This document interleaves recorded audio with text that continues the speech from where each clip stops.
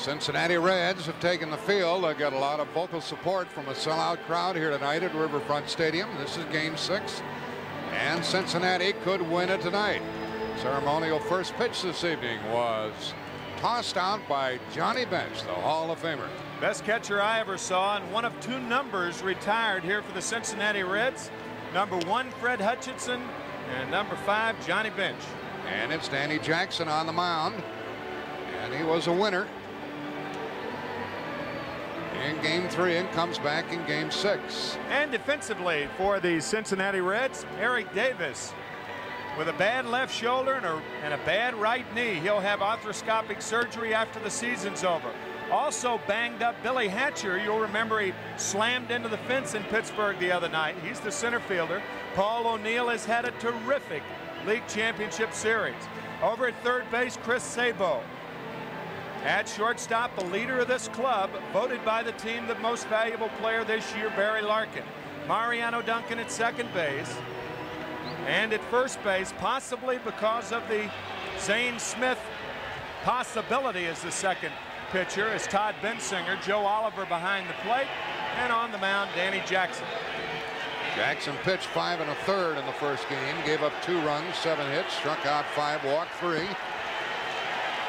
And it's a nice brisk night for these pitchers to work with a temperature in the low 50s. Here's Jeff King, bad back and all, to lead it off. He's 1 out of 8 in the playoff. And the plate umpire there is Jerry Davis, and he'll turn him loose here in just a moment.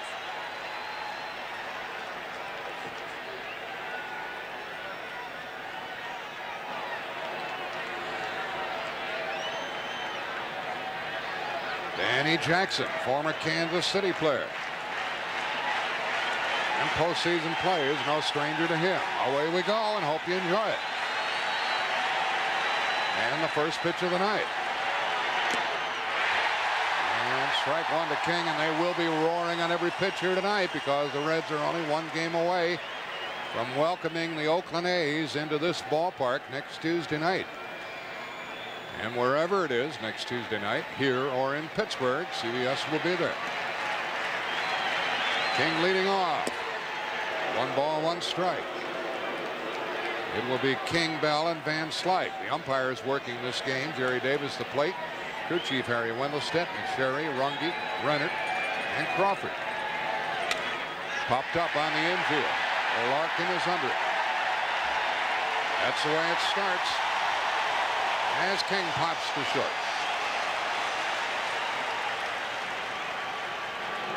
And some of the folks still arriving here.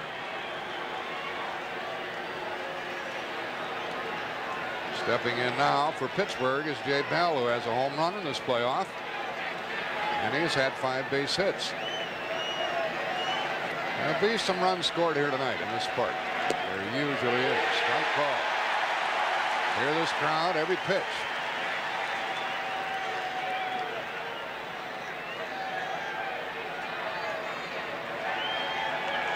Bell bounces it to Larkin. 2 out. I don't think anybody has had more fun playing the game or playing this series than Jay Bell as you look at Lou Piniella. Lou trying to counter the moves of Jim Leyland by starting Ted Power tonight. I wouldn't be a bit surprised to see Power go an inning, or even see Zane Smith coming in the bottom of the first inning if Paul O'Neill is hitting with a runner in scoring position. Now the batter is Van Slyke. Foul ball. And we'll keep an eye on that Pittsburgh bullpen when the Reds come to bat in the first inning. Jim Leyland, as Tim mentioned, has 11 pitchers, and he wants to take advantage of that. The Reds have only 9 pitchers. There is Leyland. He has fewer bench players than his counterpart, Lou Piniella. 1 strike to Van Slyke, 2 out. Late swing, strike 2. Jackson appears to be throwing awfully hard tonight, and you get that little extra adrenaline plus the cold weather. One thing you have to watch, you see that low follow through where Jackson's leg hits the ground. He wears a knee pad on that left knee. On to Van Slyke, and a foul. One thing you have to watch if you're a pitcher tonight is you don't want to feel too strong. Jim Leyland and Ray Miller, the pitching coach for the Pittsburgh Pirates, said that was Zane Smith's problem last Monday. And here is Zane Smith. You can look for him as the second pitcher tonight. 0-2 to the batter. 1-2. Look at this crowd. They are revved up, man. They're oohing and eyeing on every pitcher tonight. King popped to short. Bell grounded to short.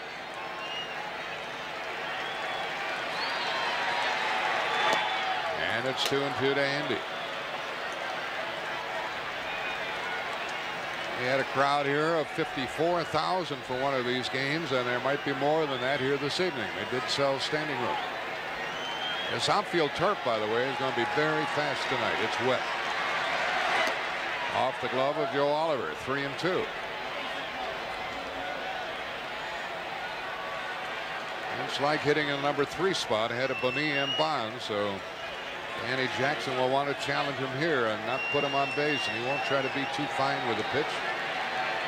Let's see what he sends up there.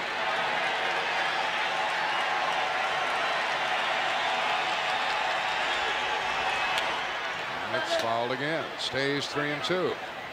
Good at bat by Andy Van Slyke, regardless of what happens. That's all hitters really like to do. They don't like to get cheated when they go up to the plate. Fine at bat by Van Slyke already, and he's going to try to turn it to a walk or a base hit. Jackson awfully tough on left-handed hitters.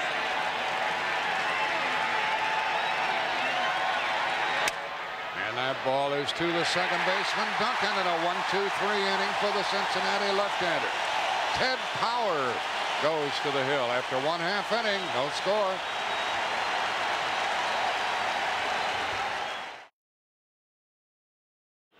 Well, if you had a seat in the left field corner, that's what it would look like.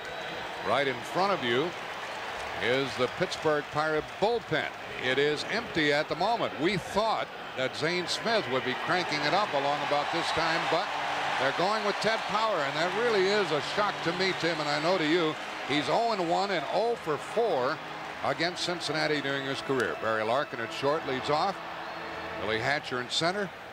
Paul O'Neill in right. Eric Davis in left. Chris Sabo at third. The switch hitter, Todd Benzinger at first. Ariana Duncan at second. Joe Oliver the catcher. And Danny Jackson. First up, Barry Larkin. 4 hits in this playoff. And a strike from Power. Reason Tim and I were shocked, you know, Pittsburgh could be out of this game before they get another pitcher in there. But on the other hand, Power may be terrifically effective tonight. We'll see what happens. Foul ball, and that makes it strike 2. You never know in this game. Well, in talking to Leyland, I don't think he's going to let things get out of hand before removing Power. If, for instance, he told us the first 2 hitters got on, he'd have Zane Smith going. On the other hand, if Smith's not warming up right now, there's no way he's going to get hot enough to pitch to Paul O'Neill if 2 hitters get on. And O'Neill is hitting third, and Hatcher follows Larkin to the plate. It is a gutsy, innovative, and adventurous move. There's no question. Ooh, that one just missed, and the count goes to 1-2. Larkin had 7 home runs during the regular season. Power gave up 5 home runs during the year. And a chopper to short to Jay Bell. Oh, had trouble. Safe at first. Bell has been flawless in this game, but he couldn't get that ball in this series, but he couldn't get that ball out of his glove. And a dangerous runner reaches. Going to be scored a hit for Barry Larkin. It could have gone either way because of the double clutch. But credit Larkin running hard all the way. There. That one double clutch allows Larkin to be on first. And it is ruled a hit. Carmelo Martinez will hold against Larkin, who swiped 30 bases this year, and Bell hopes to get a double play and erase that misplay. Every play, every pitch so big. The batter, Hatcher. And ball 1 to him. Hatcher has a home run in postseason. One of his 3 hits. Tell you, Don Slaught out to talk to Power, and Power, of course, has had previous experience as a starter. He was a starter for the Cincinnati Reds back in 1987. He went 10-13 that year. 85 starts throughout his 10-year career. But if he continues to pick that left leg up, these Reds are going to run wild on him. And what you said, Jack, about them getting too far out in front before you can change pitchers may be true. That is a big leg kick for power, and you can run on it. The runner at first. Larkin had a little chat with Tony Perez down there at first. And ball one to Hatcher.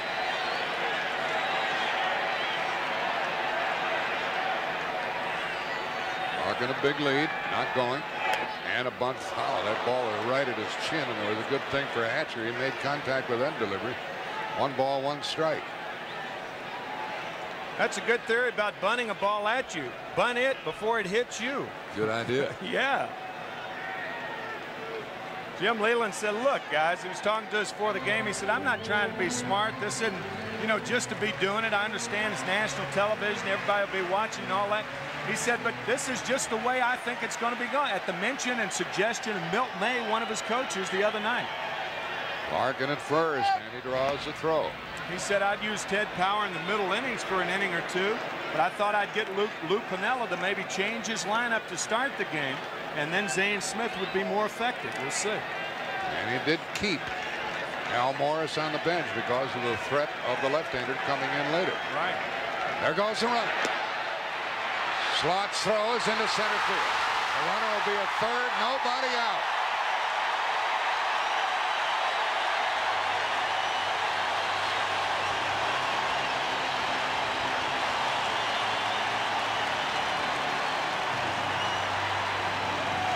Lou Piniella said that he would be taken off tonight, and he does indeed. Barry Larkin looking over his shoulder to see if contact was made, and Don Slaught, his throw is awry. If Jose Lean can't reach it, nobody can, and it's a stolen base and an error on Don Slaught. Larkin didn't miss any steps going around second either. He's at third, and the infield is back at second and short. So Billy Hatcher wants to put the ball in play and not strike out. And he hits it to first, and the runner stays, and Martinez makes the unassisted putout. That's the first out of the inning. Good base running by Larkin then. I mean, often when the infield's back, the third base coach will say, look, the first baseman's back, and if all the first, second are short, you're going. But Martinez got a good jump on the ball, and on the rug, the ball gets to the infielder a lot faster, and Larkin elected to stay at third properly. Now this batter would like to continue his hot hitting. Larkin at third, 1 out. They're still back at second and short, in on the corners, and O'Neill is up. And ball 1, and Larkin came dancing down the line trying to bother the hurler. O'Neill has driven in 4 runs, and Lou Piniella gives the signs.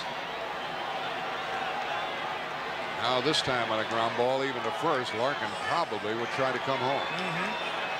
Even though Martinez is playing in a few steps. And that is ball 2.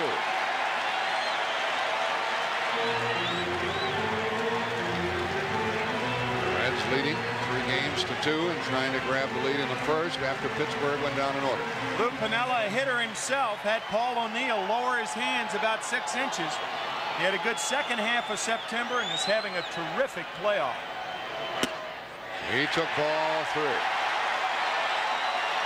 Lou told Paul that if you lower your hands about 6 inches, you'll adjust, get a little more power, hit the bottom half of the ball, and sure enough, his run production, 4 doubles and a home run in the series. He might be swinging here on 3-0 because Eric Davis is next.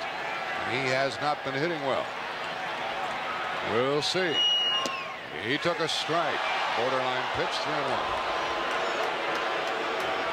And there's Eric Davis waiting to bat next.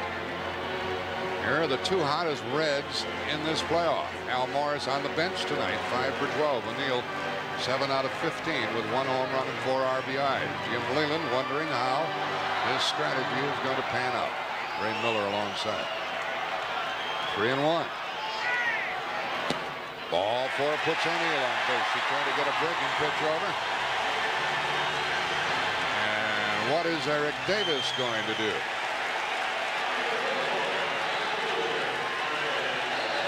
Tony Perez talking with the runner. Here is Davis. Had a tough series with 1 RBI in the 5 games. He's 3 out of 19. And he struck out 9 times, 3 shy of a postseason record. He could really hurt Pittsburgh here in the first inning. An infield hit and a walk thus far. 1 out. Infielder's looking for 2. Bell's quite shallow at short.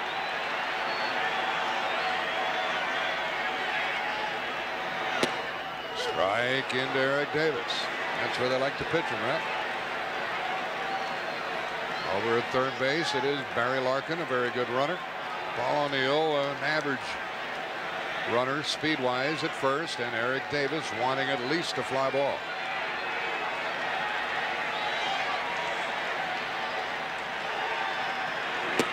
One and 1 the count.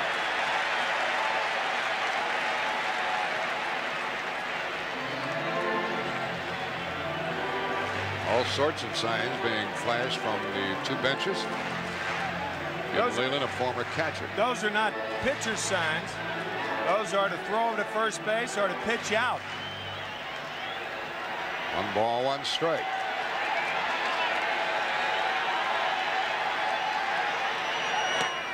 Right through it, 1 and 2. Well, you ever see so many swinging strikes by a batter like Eric Davis has shown us in this playoff? Darryl Strawberry struck out 12 times in 1986. Willie Wilson in the World Series in 1980 struck out 12 times.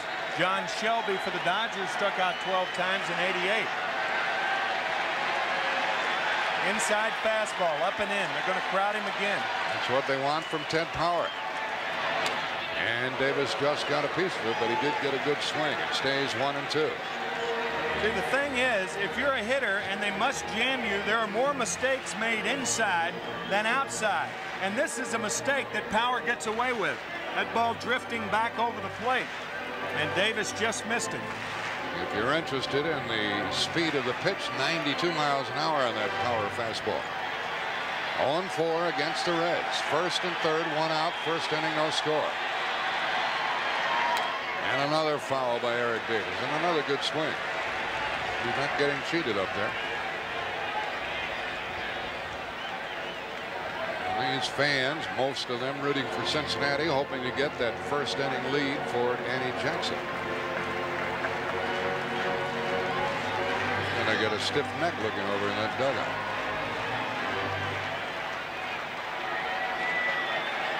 Another fastball. Tight fastball. 1 and 2. And a double play ball maybe. They got 1. Oh, a run scores as Lane couldn't get the ball out of the glove. That's twice in this inning. And the Reds lead by the score of 1-0 on the fielder's choice by Davis. He gets a run batted in. Twice in the same inning. The last time Jose Lind had a chance to turn a double play, it was brilliantly turned after game 5 or in the 9th inning. This one, an easy double play, and you never see Jose Lind do that, but he did it then. I'll tell you one reason for that.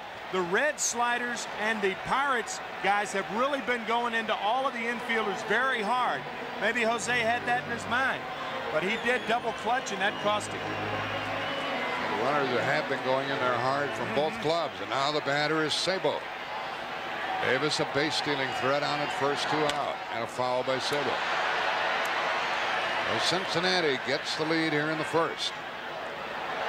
And Sabo has had 5 hits in this playoff, including a home run.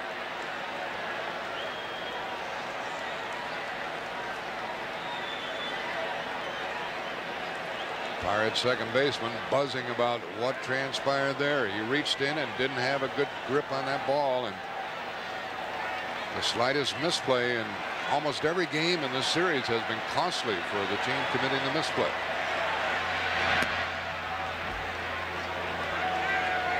By the way, Barry Larkin, perched on the bench now, has scored 5 runs in this series. That leads both sides, by the way. With 2 outs, Sabo watches the throw go to first. I know we're very early in the game in the first inning, but Cincinnati has a bullpen prime tonight for the Nasty Boys. They're all already. All three of them.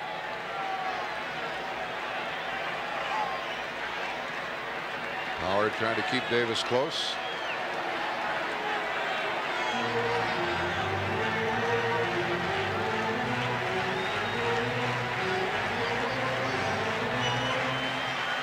That might be a pitch out. Another foul by Sabo, and it's strike two. A lot of teams use 4 fingers for a pitch out. A lot of teams use 2, 2, 2 for a pitch out.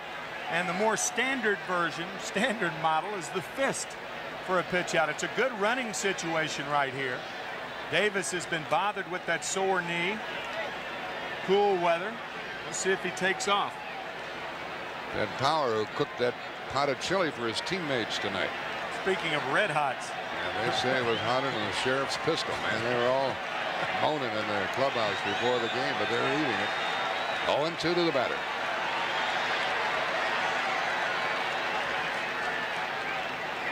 Pitch out this time. So you saw 3 4s then instead of 3 2s. 4 4 4 was the pitch out.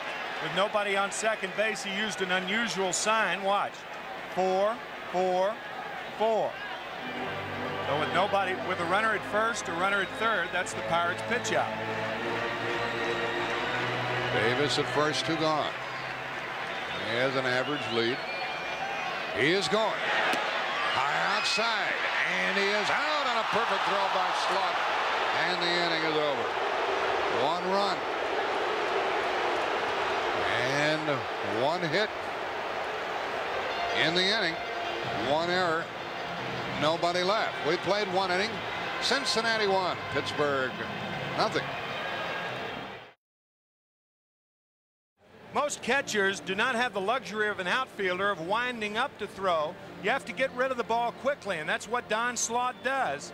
And he nails Eric Davis with a perfect throw. Watch the tag of Jose Lean as the right knee of Eric Davis pops up. And that's where he gets him. That's an excellent call by John McSherry, the second base umpire. Although Eric Davis didn't think he was out. There's Jose Lean.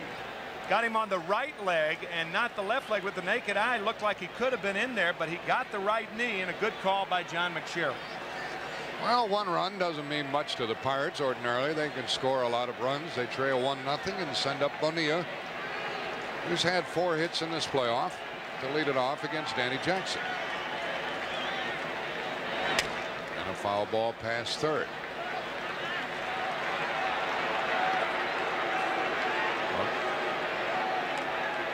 And Doug Grayback, who brought these Pirates over here to Cincinnati with a win 2 nights ago. Strong performance.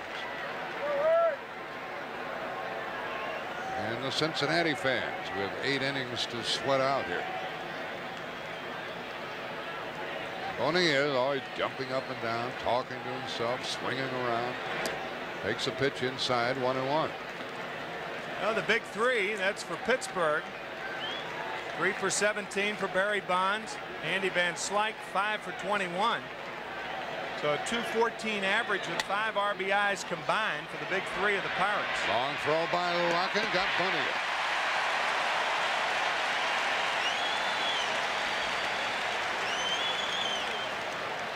This infield is in good shape.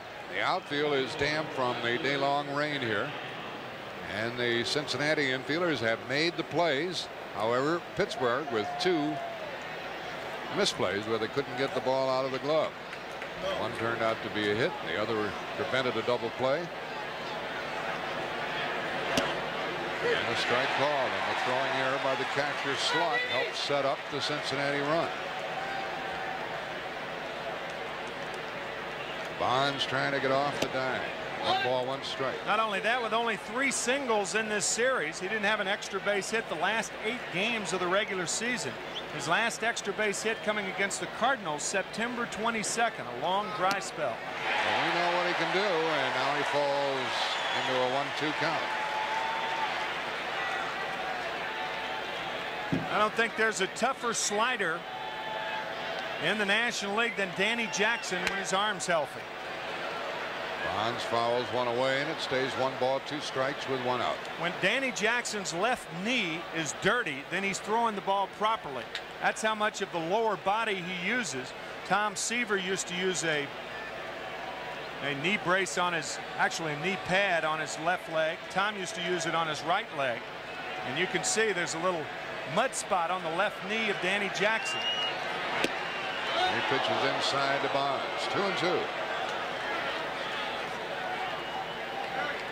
Pitching coach is Stan Williams, having a sip of coffee there, wearing the jacket. Watching Danny Jackson. Just missed the strikeout. 3-2. Close pitch, the slider again, and it just missed outside. And Jerry Davis, the plate umpire, had a good look at it. And he gets a good look at that one, too. And that's the second out of the inning. 5 in a row set down by Jackson. That's his first strikeout, and the woes continue for Bonds. Well, you just don't get this guy out as easily as the Reds have in this postseason. Well, I think it starts out to be a physical problem, and then after a while it goes above the shoulders. And you start thinking about it, and it weighs on you and weighs on you, and it ceases to be physical. It becomes a mental problem. Ball 1 to Carmelo Martinez, 1 out of 4 in postseason. Starting at first base tonight with the left-hander pitching. And takes a full swing all the time. 1-1. Barry Bonds, and Milt May is to his right. He's the batting coach. Sometimes they keep talking to you, and it gets worse, and all of a sudden you break out of it, but it's getting late for Bonds. 2-1. There's never much for talking mechanics during a game. You talk on the positive approach to hitting or pitching. Mechanics becomes too involved during a game. Foul ball back here, evens at 2-2. Start going up to the plate, you're worried about your hands, your shoulder, your hip, your knees. You forget to hit the ball. You forget to swing the bat. You do everything. You look good up there, but you forget to swing the bat. It's like golf. 2-2. Batter call time. Lou Piniella leads here, 1-0. Second inning. 3-2.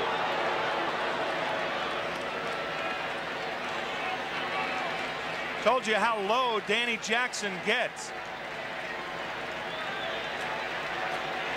And knee dragging the ground, the follow through very low.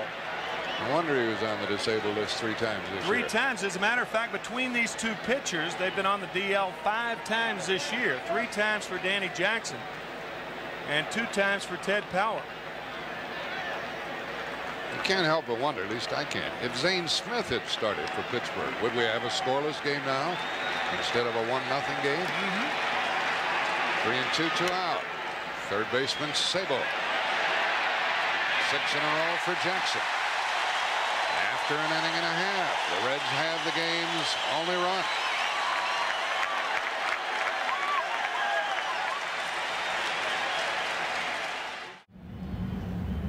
Riverfront Stadium, Cincinnati, Ohio, Game 6 of the National League Championship Series, the Pirates and the Reds. And hi again, everybody.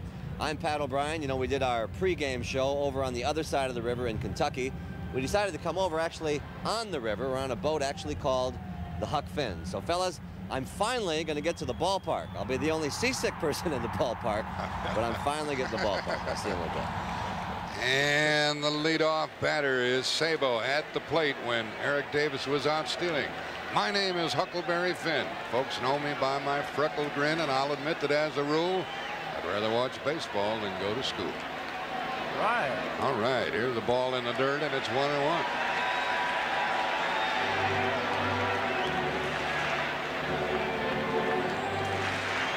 Sabo likes left-handed pitching. He led their club in home runs this year with 25. It's at foul out of play. He's in the hole 1-2.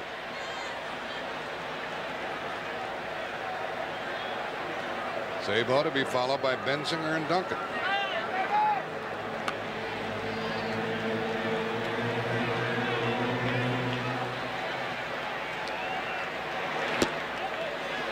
Did he go around? No, says Harry Wimblestead. That was similar to the pitch that he got Sabo out in game 1 when LaValliere made that great throw, or right after LaValliere made that great throw for the last out of the game. That slider away. We'll see if Power comes back with it. The hand is quicker than the eye. Looked like he went around. 2-2. Back here. And somebody made a good play. It's not that cold, sir. I know it's not that cold. That's an old pitcher there. That guy used to wear his jacket. There's the snow coming down. Joe Nuxhall, a longtime broadcaster. He caught it. Oh boy, Joe. Joe didn't catch it in the air. I'll guarantee you that. I hope he didn't try. And Sabo hits it deep, and Van Slyke is there. One man out. This pitcher, Ted Power, a surprise, started tonight as not only been around the block, he's been around the country. I'll say his career started in Lodi, California. Then it moved to San Antonio. Then Albuquerque with the Dodgers, the AAA affiliate. Then he went to the Dodgers, traded to Cincinnati. Then traded to Kansas City in the Danny Jackson deal. Up to Detroit. Down to Louisville as a free agent for the Cardinals. Then with the Cardinals. And now with Pittsburgh. It's like a jigsaw puzzle. How far is this one going to go off the bat of Benzinger? Bonds is there, and that's 2 out. Sabo flied deep. Benzinger flied deep. I met Benzinger's father the other day. He sells losing tickets at River Downs Racetrack here in Cincinnati. So Ted Power has hung in there, and now he's getting a surprise start here in the 6th and critical game of this playoff. Surprise, especially for postseason play. There are 2 out, and the batter is Mariano Duncan. Oh, one is low. Pitching coach is Ray Miller of the Pirates, keeping a watchful eye on Ted Power, who is retired 3 in a row at the moment.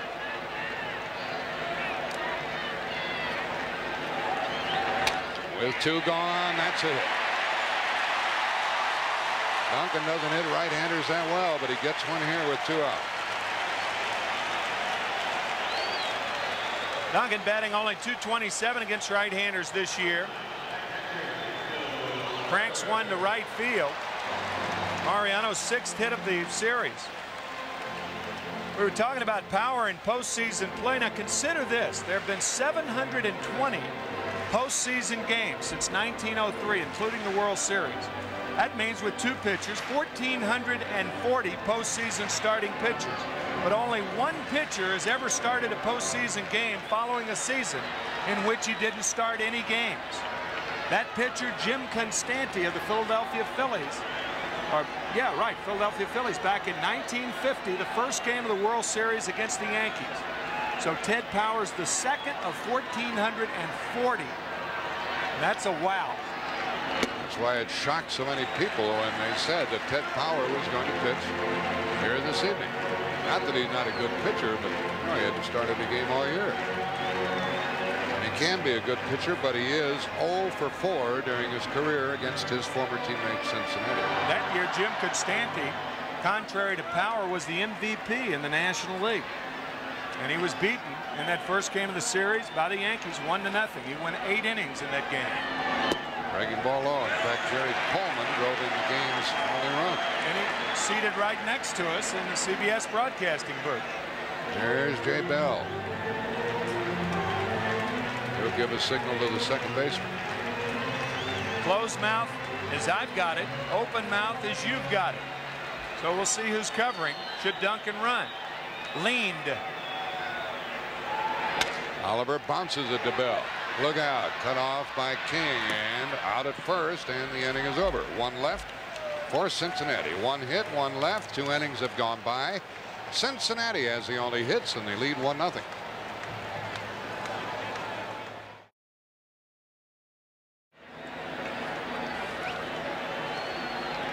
There's still nothing doing in the Pirate bullpen, so apparently they're going to let Ted Power bat in this inning. See, one of the problems that this particular style of starting Ted Power creates is along with 11 pitchers, you have 14 players. And that means you'd have to use up your pinch hitters early if you elected to take your starter out of the game. And a swing and a miss by Don Slaught gets the third inning started. And there's Ted Power has the helmet on, so he will bat here in the third. There's Zane Smith. He's pitched well. Powers pitched well. It should be a scoreless game. A hesitation by Bell, a hesitation by Lean. That's how the run scored. Strike 2 to Slaught. You're right. That's the only reason Cincinnati has the run. Slaught is 1 out of 7 in postseason. He had 4 home runs during the year.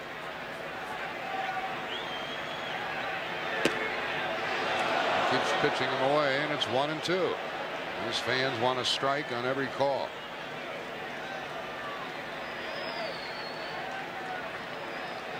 Cincinnati in front from day 1 of this 1990 season.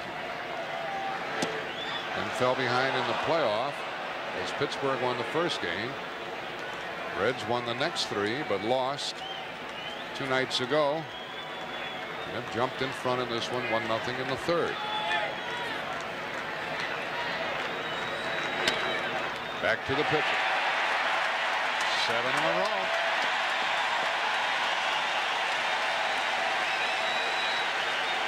This pitcher, 28 years old. There's Lou Piniella. He likes it so far. So do these fans.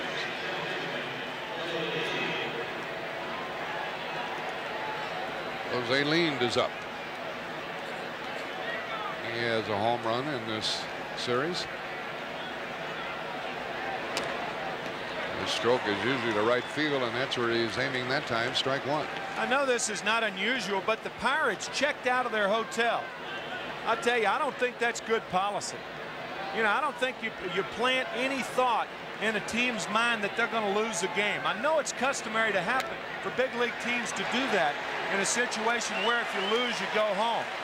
I guarantee you, what's a season and maybe a possible league championship, a trip to the World Series for one night stay at a hotel? I think it's ridiculous. Baseball teams do that. That's dumb, I think. Count stays strike 2. If you were the manager, you'd have them plan on staying here. Absolutely. Right? I mean, I don't want to implant any thought in their mind that they might lose a game tonight. Now the Reds are home, of course, so there's no packing or unpacking. They're already unpacked from Pittsburgh. But I mean, to check out of your hotel, if they win tonight, they got to go back and check into their hotel, and I just think that's wrong. 0-2 to Lind, and another foul. Jackson has set down 7 in a row, has 1 strikeout. He pitched well in game 3 and was the winner.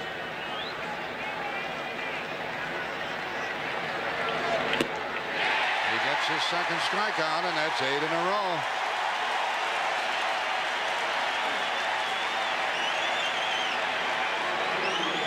In the bullpen tonight, Jim Leyland has Stan Belenda and Bill Landrum. Drabek and Walk, forget him. Walk will start tomorrow night. Drabek, unless there's a rainout tomorrow, he won't appear in any more games. But look at the left-handed pitchers that Jim Leyland has available. Zane Smith, Neil Heaton, Bob Kipper, Bob Patterson, John Smiley, and Tomlin. Andy Tomlin. There's strike 1, and now strike 2 to Power, who is 1 out of 8 with a bat this year. The reason he started the right-hander tonight, by the way, Cincinnati a .280 hitter against left-handers, the best in the National League. Okay, down the bullpen, Zane Smith. He's going to start warming up. And why didn't they pinch hit for Power? They have a short bench. They have too many pitchers to have that extra hitter. Right, and they're 2 out and nobody on. That's the reason. It's like a spring training game. And a strikeout. That's number 3 for Jackson. He is set down 9 in a row. We played 2.5, 1-0 Cincy. We'll return to Riverfront Stadium after this word from your local station. And we're into the bottom of the 3rd inning with Cincinnati leading 1-0, and they'll send up their pitcher, and then Larkin and Hatcher. Yeah, Halloween coming up, isn't it? I used to MC the Pumpkin Festival here in Circleville, Ohio with Ted Lewis. Is everybody happy? They're happy here in Cincinnati. Circleville, Ohio, the pumpkin capital of the world. Right. Leadoff batter Jackson had 2 hits this year. That's all. 2 out of 37. And this might be the last inning for Ted Power, who, as Tim McCarver has said, has pitched very well. And we should have a scoreless game, but the Reds lead. Strike, and it's 1-1. Cranking it up is Zane Smith in the bullpen, and probably with an eye toward pitching to Paul O'Neill if somebody gets on in this inning. 2-1. And you say to yourself, if you're rooting for the Pirates, he's not going to walk the pitcher, is he?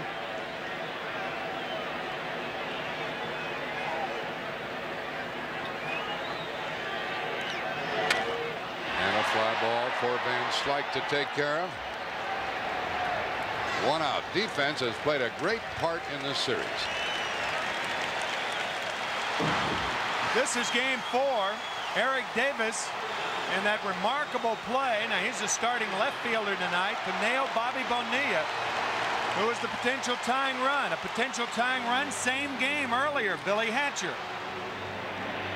And now Paul O'Neill. We go back to game 2, nailing Andy Van Slyke at third base. So defense, 4 assists for the Cincinnati outfielders, 2 by O'Neill, 1 by Hatcher, 1 by Davis. It has been a defensive game, or a defensive series, for the Cincinnati Reds. And that's precisely why they lead 3 games to 2. Strike 1 to Larkin. Best fielding percentage, 1, 2, 3. Billy Hatcher, Paul O'Neill, and Eric Davis. The first time it's ever happened that the 3 top fielding guys in the outfield. There's a base hit by Larkin. That was for the entire season, right, Tim? Right. All on the same team. Larkin stole a base in the first and scored a run. He gets his 2nd hit, and now he has 6 in the series.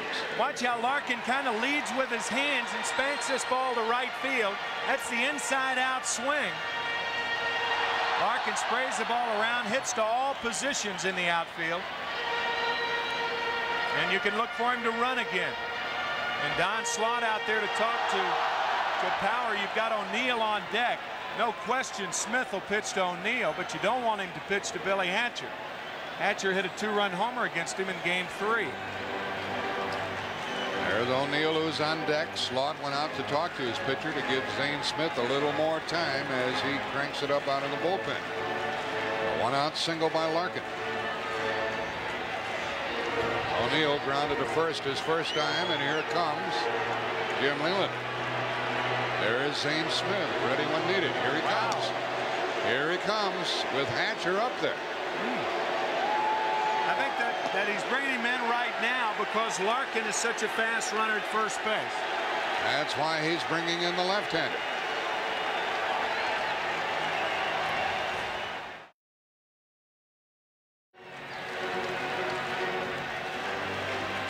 There's Ted Power on the bench, pitched 2 1/3 and could have a shutout, but he leaves a man on, and he's been charged with 1 run. Zane Smith, who relieved a couple of times this year for Montreal, is on the mound. And he throws over there. Billy Hatcher at the plate. 50 points higher against right-handed pitching, but he did hit that 2-run homer against Smith in game 3. Smith drops a strike in there. That home run came with man on and 2 out in the 2nd inning of game 3. Funny thing about Zane Smith, even though he's left-handed, you can run on him.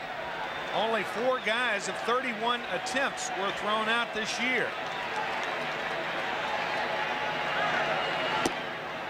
1-1, and the reason you like to run on him is because it's tough to get the ball up in the air against him.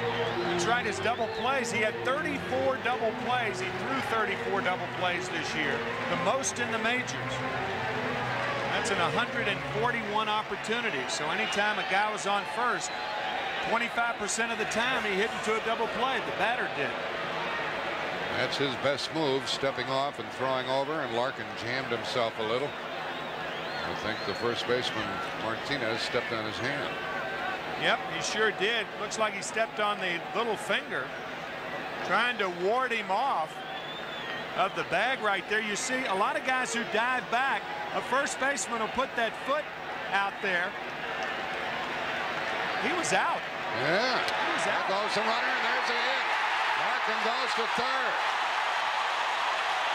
Hatcher singles the runner on to third base. Yeah, it looked like it was out at first base on that pickoff. Sure did. Never did get in there. And Hatcher comes up with a key hit and run single, and the Reds with their number 3 hitter at the plate. Jose leaned, covering at second base.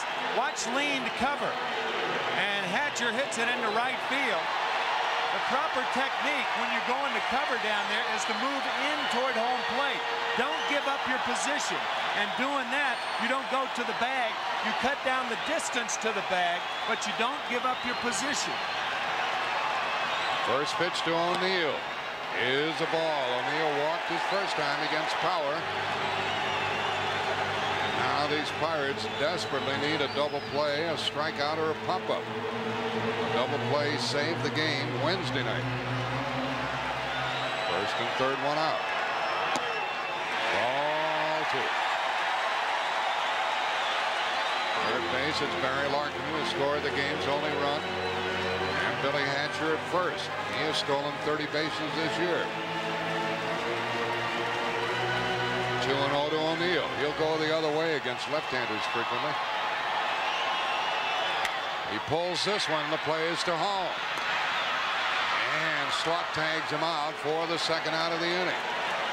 And Slot was really rammed by Larkin. A football block there, 2 out. On the fielder's choice, 3-2. And in case you're wondering, Larkin did the right thing. He had to come home to avoid the double play by way of second. Yeah, and in doing so, you still have Hatcher in scoring position. I don't think that they would have doubled up O'Neill anyway on a 3-6-3 double play because O'Neill runs too well. Martinez, pretty good fielding first baseman, but a right-handed thrower. And it looked like Larkin may have knocked the wind out of Don Slot. The one thing Slot does, watch, he gets the ball in his bare hand. That's the first thing you do before you run the runner back.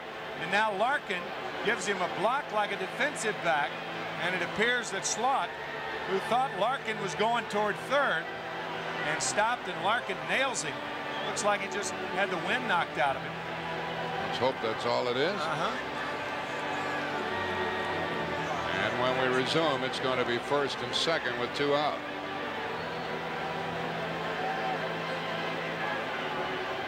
He took a jolt from Larkin. You know, the pickoff play in this inning was a big play. Zane Smith throwing over there. Now watch the right foot of Carmelo Martinez step into the lane. Steps on the finger of Larkin, and he's tagging him right there on the rear end, and then the hand comes around. He was out. So really the Pirates should be out of this inning. It's understandable that the out call wasn't made because Larkin's left hand just sneaked in behind the right foot of Carmelo Martinez. It was a bang-bang type of play, but Martinez did block him out off of first base. He makes the tag right there, and then the hand slips around. But they finally got him at home plate later on after the single by Hatcher, who's now at second. O'Neill at first, and Zane Smith against Eric Davis. 2 on, 2 out.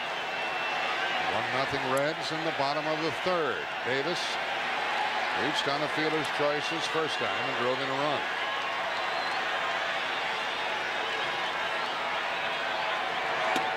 Ball 1 from Smith. I tell you, there's a little bad blood between Barry Larkin and the Pittsburgh Pirates. Jay Bell, the shortstop. Now Larkin nails Don Slot, the catcher.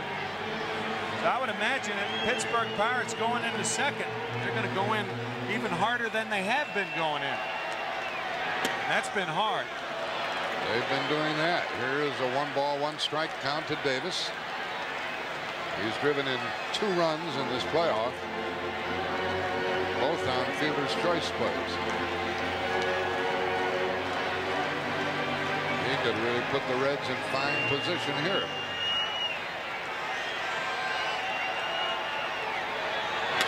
Gets it to short to Bell. Bobbles it. Safe. The bases are loaded. That's an error.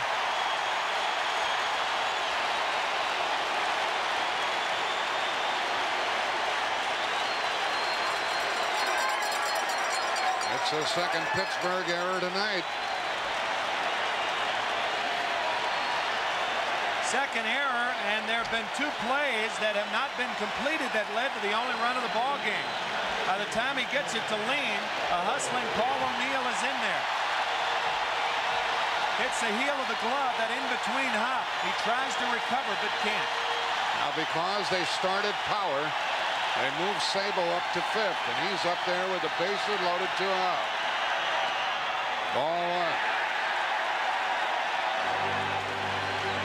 At third base, it's Hatcher. O'Neill at second.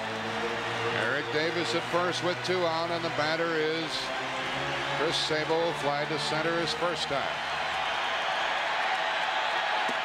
Ball 2.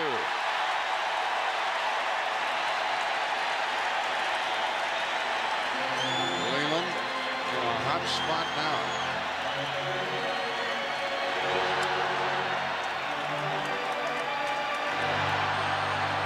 Bases loaded, 2 out, 2-0. Strike on the corner. That didn't get much of the plate. 2-1.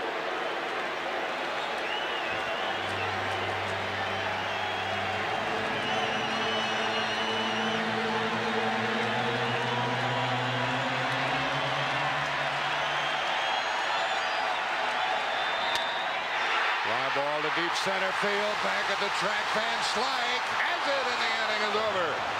And it's still a 1-0 game. No runs, 2 hits, an error, and 3 left. Cincinnati has left 4. We played 3 innings. The Reds are on top.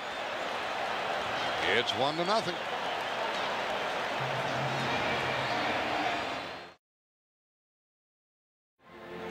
Well, the Reds threatened in the 3rd, but left the bases loaded. They've left 4. They lead 1-0 going into the 4th inning. Jeff King started the game, popping out to short. Ball 1 from Danny Jackson, who was hoping to have more runs with which to work. He has retired 9 in a row. The Pirates have no base runners to this point. King pops her foul back here. 1 ball, 1 strike. It'll be King, Bell, and Van Slyke in the Pirate 4th. King really came into his own this year. The first player selected in the draft in 1986. Attended the University of Arkansas. 14 home runs this year. 350 at bats. Good production. Strike from Jackson puts the batter in the hole. Again, congratulations to the Oakland A's. I'm sure they're watching this to learn what they can. And learn where they have to go. Right. Cincinnati or Pittsburgh. King hits a foul. It's still 1-2. Go Reds. It's a sign near the stadium.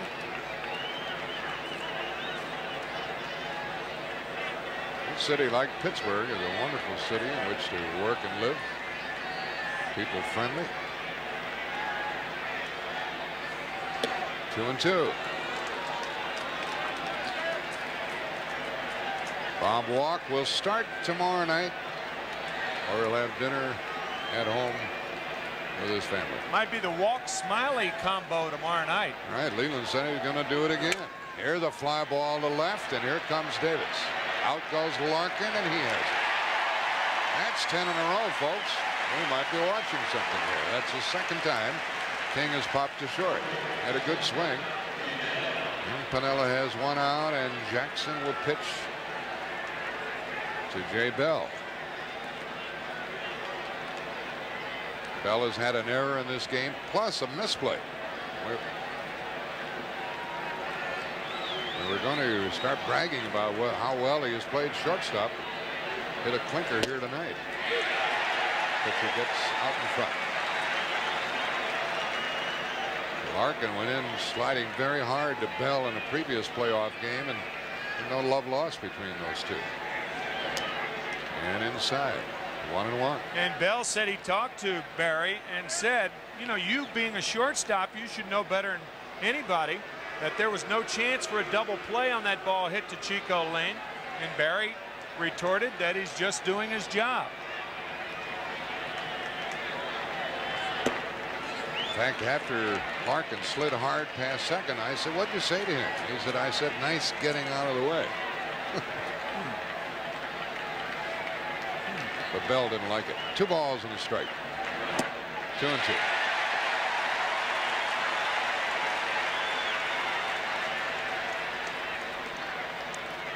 And earlier tonight we had a collision between Larkin and Slot. And Larkin's a tough cookie.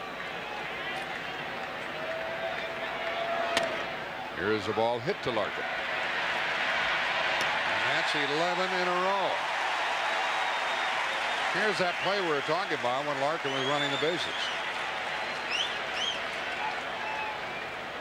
It was a ball that wasn't hit sharply in game 2. A late slide by Barry Larkin. And watch Jay Bell. Miffed, obviously. Turns. He looks at Larkin. Doesn't say much. But then after the play, walks back to try to show the umpire exactly where he was when he ended his slide. That's pretty far, isn't it? Draw the line. Here's Van Slyke, and what a play by Duncan. He got it. And that's 12 in a row by Jackson. No base runners for the Pirates in the first 4 innings. Some play by Mariano Duncan.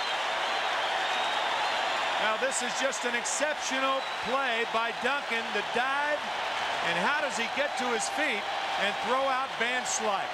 That was great.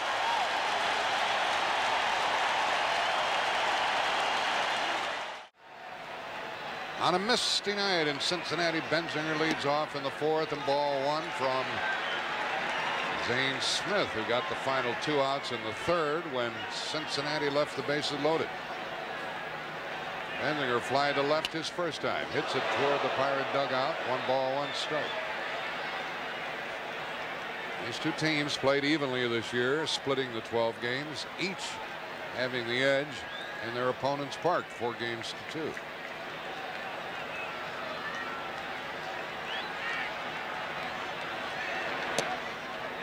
Benzinger takes ball 2. Todd Benzinger traded from the Boston Red Sox to Cincinnati. He's from here.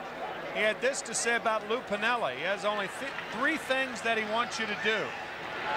Here's a ground ball for Lean to handle. Long range throw. Wonderful play by Chico Lean. 1 out. Not every second baseman would have made that one.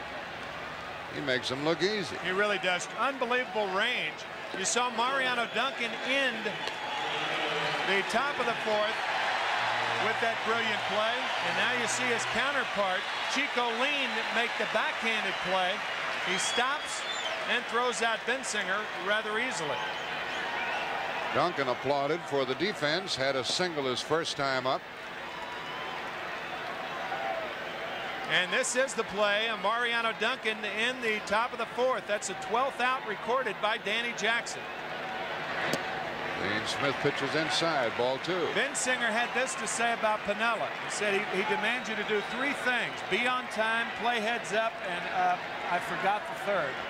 So evidently Pinella's made an impression on him. Here's the bouncer to the 3rd baseman, King. Good throw, 2 out. Brother, we've seen some good defense, 2 gone. Although we've seen a couple of bobbles by the Pirates, and that cost them a run in the 1st inning. Cincinnati has 4 hits in the 1st inning. Barry Larkin scored the run. He got a hit, stole second, and scored on an infield out by Eric Davis. And Jackson has allowed no runners through 4 innings. No runners, and he's had 3 strikeouts.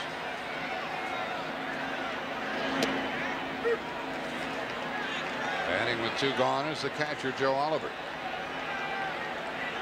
Out 5-3 his first time. Out of play. Oliver with 8 home runs on the season. His last 3 were hit against Zane Smith. His last 3? got it. Smith with a strike one count. Pitches inside. Oliver pulls the ball frequently.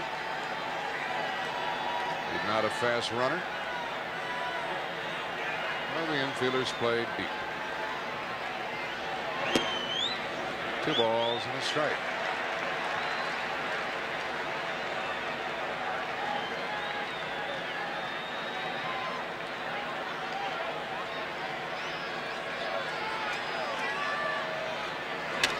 He did pull it and pulled it foul.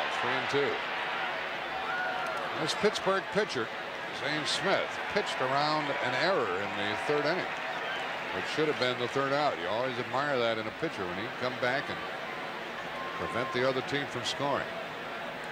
Oliver needs a new bat. A long fly ball by Chris Sabo, getting Chris out of that inning with the bases loaded and 2 outs in the bottom of the 3rd. He throws 2 types of fastballs, one that sinks away from the right-hander, and then the 4-seamer that goes into the right-hander, and that 4-seamer broke Joe Oliver's bat the last time. It sails in on him, but his best pitch, the sinker. The count full. Now the pitcher is up next, so he might be inclined to nibble against Oliver, who is capable of hitting the ball out of the park. But he got him on a good low pitch, and the inning is over. First strikeout for Zane Smith. We played 4 innings, and the Reds lead it 1-0.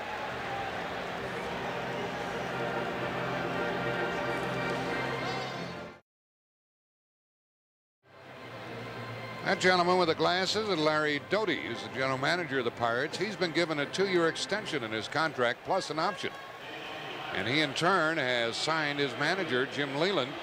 He is now signed through 1993 plus an option. And well, he should be. He might end up being manager of the year in the National League. Certainly may.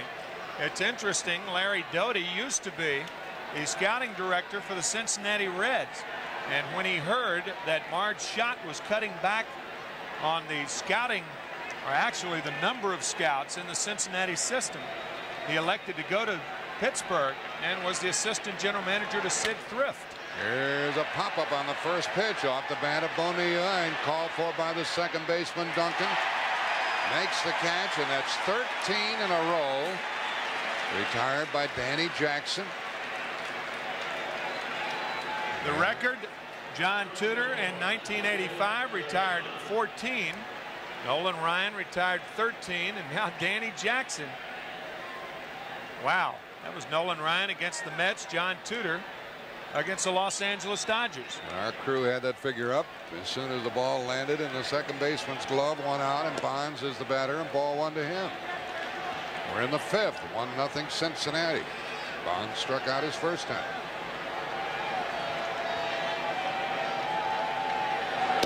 When he is hitting, and not hitting these days, Bonds is terrific against left-handed pitching. 2 balls, no strikes. A little late on that.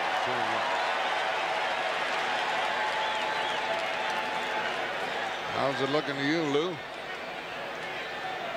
Yeah, Bonds a .304 hitter against left-handers this year. He led the National League in home runs against lefties, and he led the majors in RBIs against left-handed pitching. 58. It's amazing considering Cecil Fielder had only 54 against left-handers.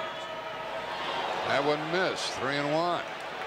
Pittsburgh has not had a base runner. 1 out in the 5th.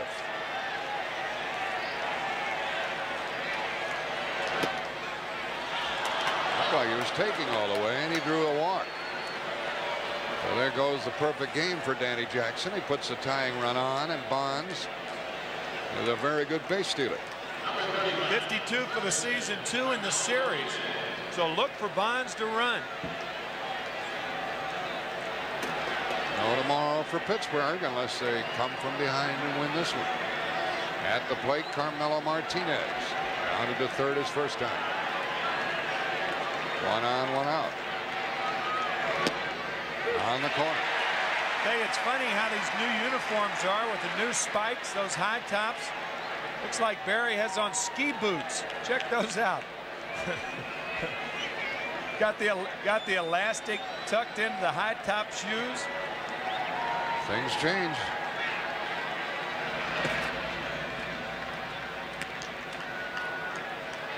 Close up look at Carmelo. With the Cubs, San Diego, Phillies earlier this year.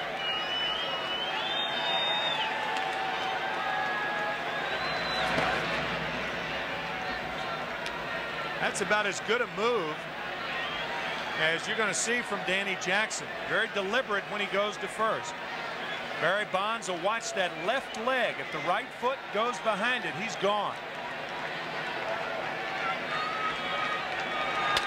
And a fly ball into right field. O'Neill is chased back near the track. Can't get it. Bonds is going to score and tie this game. And it's a double for Martinez, and it's 1-1 in the fifth. Martinez gets the first Pittsburgh hit. A walk and a double.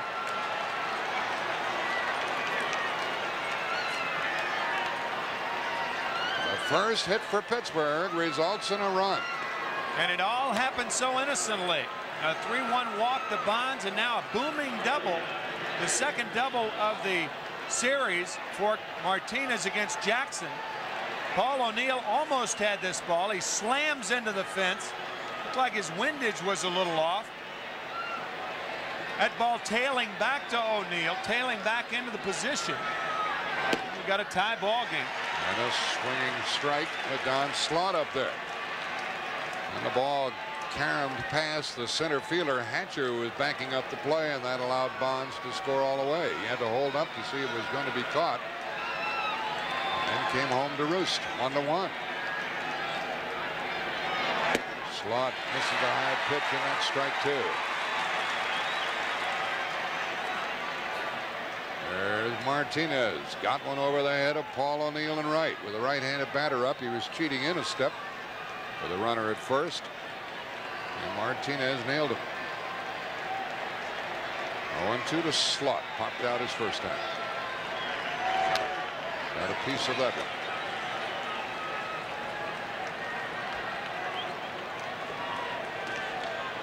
Pirates would like to keep this inning going. Slaught is up there now and lean to follow, and there's Bill Landrum in the bullpen for the visitors.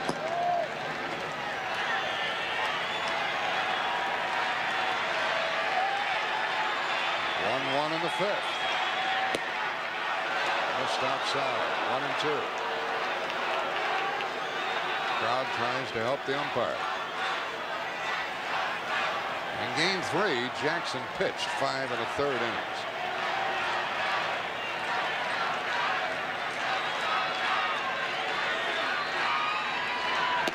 Slaught's out on strikes.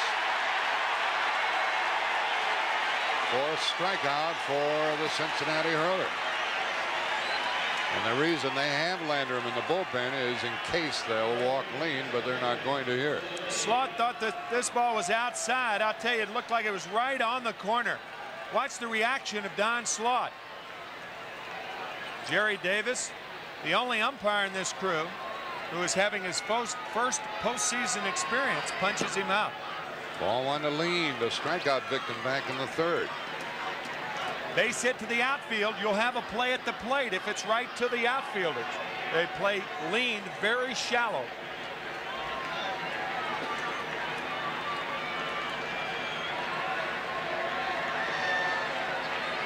Pittsburgh has scored the tying run in the 5th. Have a runner at second, 2 out.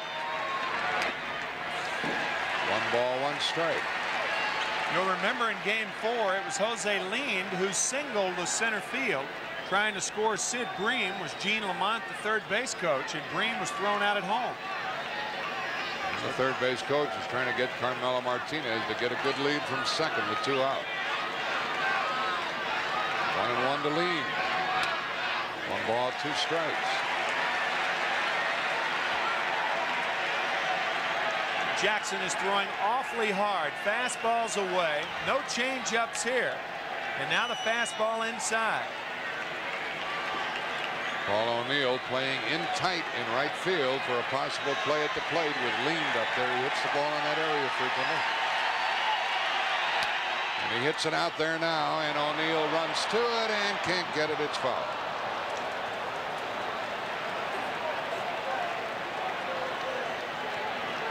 Lou Piniella plays his opposite fielders as well as anybody in the National League. And for that reason, O'Neill almost made this play where most teams wouldn't have their outfielder positioned to make this play. No chance for O'Neill. The count stays 1-2. Piniella pacing. He's tied. 4 hits for the Reds, 1 for Pittsburgh, but a 1-1 game. Green bounces it to Larkin. And it's 1-1 after 4½. 1 run on 1 hit, 1 left for Pittsburgh. We're tied 1-1 in the bottom of the 5th.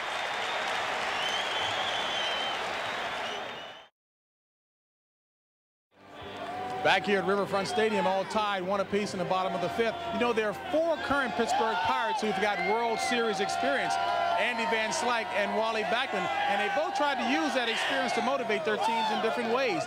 Andy Van Slyke tried to use reverse psychology, telling the guys before Game 5, let's think about the benefits of losing. You can go play golf, you can go fishing, play with the kids.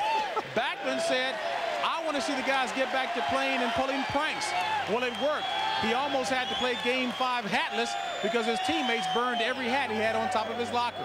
Let's go back upstairs to Jack and Tim. Now the Pirates down 3-2, staying loose. Pitcher leads it off for Cincinnati. Danny Jackson against Zane Smith, and a foul. I think one of the following JB's remarks, I think one of the things that is impressive about both teams is that they're intense and not tense in this series. There's a big difference between being intense and tense. And both teams aren't tense, but boy, they are intent on winning. 3 different people have picked out bats on the bench there. Reynolds, Reedus, Cangelosi. As Jackson goes down on strikes, 2nd strikeout for Zane Smith. With Barry Bonds on first base in the top of the 5th inning, Carmelo Martinez drills this line drive over the head of Paul O'Neill. O'Neill, I think, went too far under it. That ball was tailing back to him, and he went too deep into it. And by the time he got into a fielding position, it was over his head. A great outfield play throughout in this series. Lou Piniella talking about how Bill Verdon, the ex-Yankee manager, and now traveling in the minor leagues for the Pirates, helped him so much when he was with the Yankees. This pitcher, Zane Smith, has retired 5 in a row. Yes, both managers, Leland and Piniella, speak very highly of Bill Verdon. Larkin is up, and he fouls one. Count is strike 2. He has singled twice, stolen a base, scored a run, and been a big part of this game in this playoff series. One of the premier players in the National League, Barry Larkin. 1-1 the score in the bottom of the 5th. This might be the last inning for Zane Smith. He's due to bat 2nd in the 6th inning. 4-1. He's due to bat 1st. There's Eric Davis.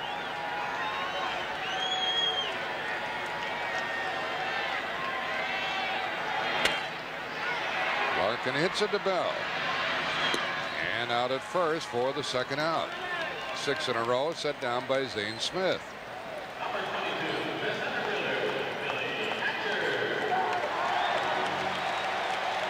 Jay Bell had a misplay earlier, plus an error. Zane Smith in relief of Power, pitched around an error in the 3rd. 2 good shortstops on display in this series, Larkin and Bell. Hatcher is up. Ball 1 to him.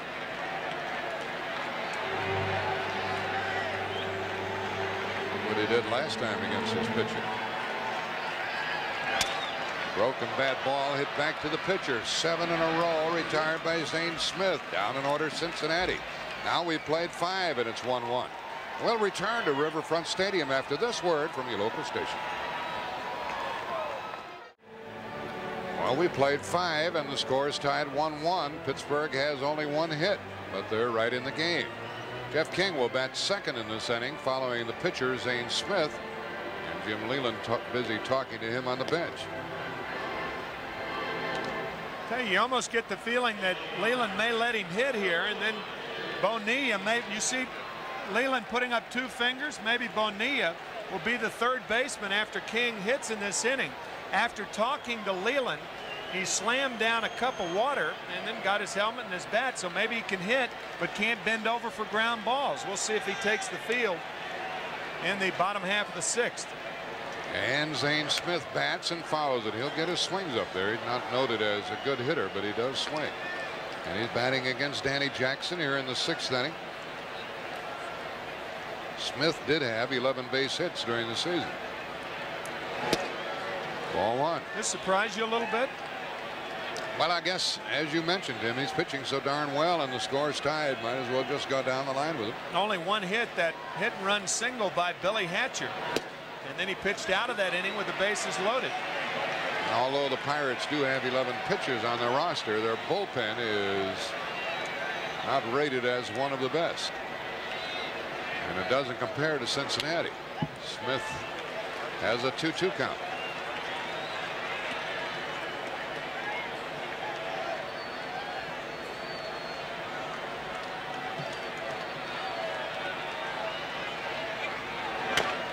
And a bouncer to Sabo. And in the dirt, and a good play by Benzinger. Well, Smith didn't get on, so they're going to lift the next batter in all probability, Jeff King.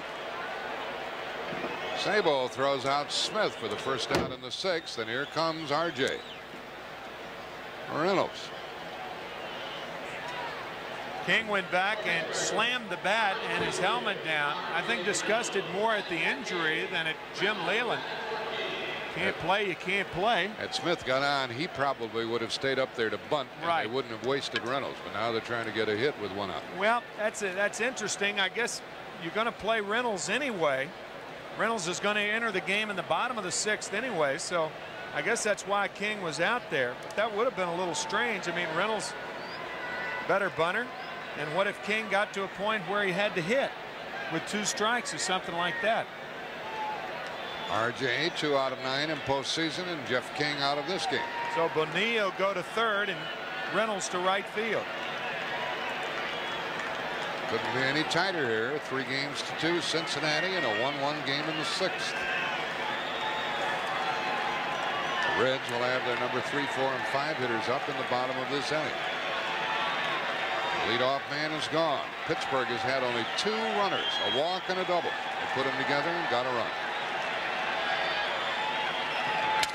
And to the second baseman, Duncan. And there are 2 men gone. Well, not only you folks in Pittsburgh, but all baseball fans will enjoy this footage here of the late Roberto Clemente and how he could play right field, how he could do everything, but how he could play in the outfield. He was something. We hearken back to 1971 just to remind you of the style of the late Roberto. They called him safe there at 3rd, but now you are reminded. Here's ball 1 to Jay Bell. He was a beautiful player to watch. I don't think I ever saw an arm from the outfield as strong and accurate as Clemente. And quick. And he knew where to throw, too. Oh, he got a kick when he threw that little underhand loop back to the infield when the runner got on base. There are 2 out. The batter is Jay Bell. He's 0 for 2. We are at Riverfront Stadium in Cincinnati. Game 6. Tim McCarver, Jack Buck. Reds leading 3-2. And we're tied at 1 apiece. 4 hits for the Reds, 1 for the Pirates, 2 errors committed by Pittsburgh.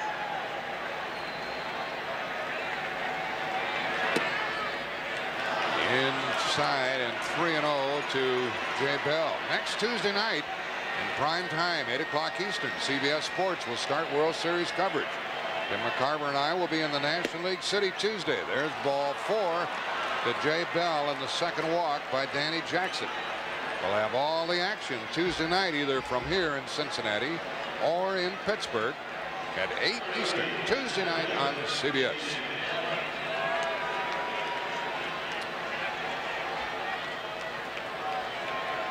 That is the second walk by the starter, Danny Jackson. Only the 3rd Pittsburgh runner. And Slyke is up, and so is Norm Charlton.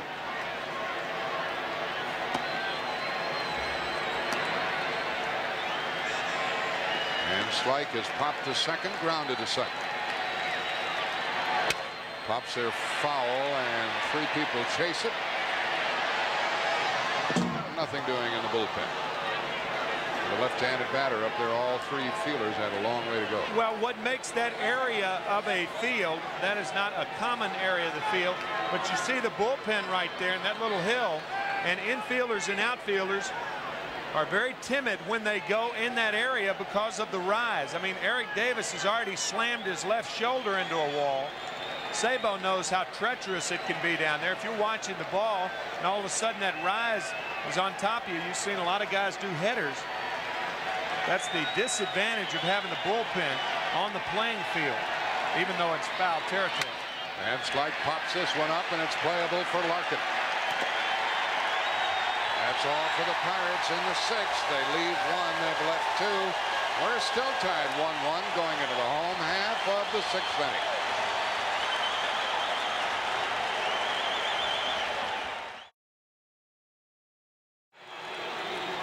Well, what's happened thus far in this championship series? Pittsburgh won the first game, and then Cincinnati came back to win. Then they went to Pittsburgh, and the Reds won the first 2 but did not clinch it. They ran into Drabek on Wednesday night, and the play by Bobby Bonilla. Here we are tonight. Here we are in the bottom of the 6th, and O'Neill is at the plate. Ted Powers started this game, and Zane Smith didn't come in until the 3rd inning with 1 on, 1 out, and now he's retired 7 in a row. And O'Neill takes the ball. He doesn't always play against left-handed pitching. Bobby Bonilla is playing 3rd, and the pinch hitter R.J. Reynolds is inserted into the lineup. Out in right field, O'Neill hits it, and it drops.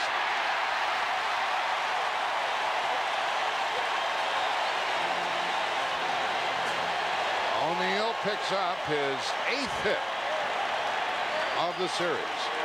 He has hit in all 5 games, and it is not an easy task batting against Zane Smith. He held left-handed hitters to a 139 average last year. 164 left-handers hit against him this year. And now Smith in all types of trouble with the heart of the Cincinnati lineup up. That's what you like to do, though. If you get a hit, you go to first base and you talk to the first baseman. If you're on an error, you don't do that. Here is Davis and a foul. R.J. Reynolds is stationed in right field. Paul O'Neill got that hit. He was the only left-handed batter in the lineup tonight against Ted Powers. Now, strangely, he bats against a left-handed pitcher and gets a hit.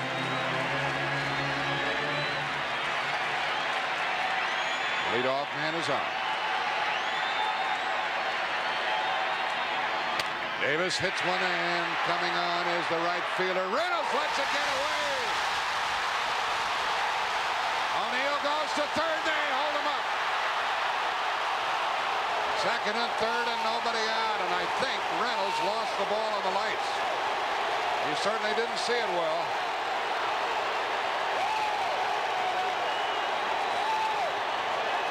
Probably a hit and an error.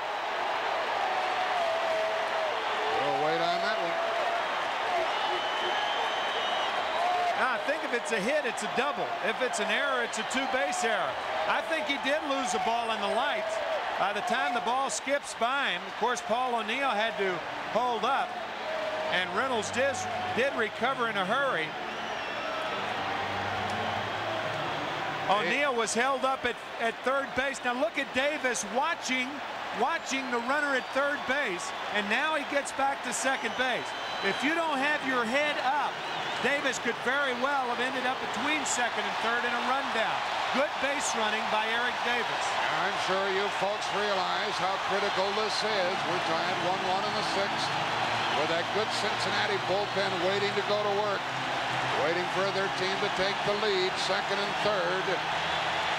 Nobody out. The infield in. Sabo is up, and a foul on a half swing. That was ruled a hit and an error. Error to the right fielder Reynolds. The 3rd error by Pittsburgh tonight. Why a hit and an error, though? I mean, the ball bounced and hit the turf at the same time. It's either a hit or an error, the way I look at it. Sabo has twice fly to center. He wouldn't mind doing that again. That would put the Reds on top. 1-1. They have a base open and the switch hitter next. Look at the infielders. They are more concerned with coming home than they are trying for the double play. And we have Belinda, the right-hander, warming up. And the left-hander, Bob Patterson. Sabo wants to make contact. He pops it up. That'll be the first out. The second baseman will get it. Big put out for Zane Smith in Pittsburgh, and Sabo's 0 for 3. All a pitcher wants a hitter to do is to lean, and watch Chris Sabo lean and swing. See his weight shift? He has nothing left with which to swing, and he pops it up. That's what hitters, it's known to hitters as being out in front. And Sabo was out in front there. That was a big out, and Zane Smith needs a bigger out. Benzinger is up. He is 0 for 2. Look at that percentage. They're going to walk him, load the bases with 1 out. This will be the second walk of the night. I think you might see Jim Leyland bring in the right-hander. Remember the disparity between Mariano Duncan hitting left-handers and right-handers. He batted .412 against left-handers. He batted .227 against right-handers.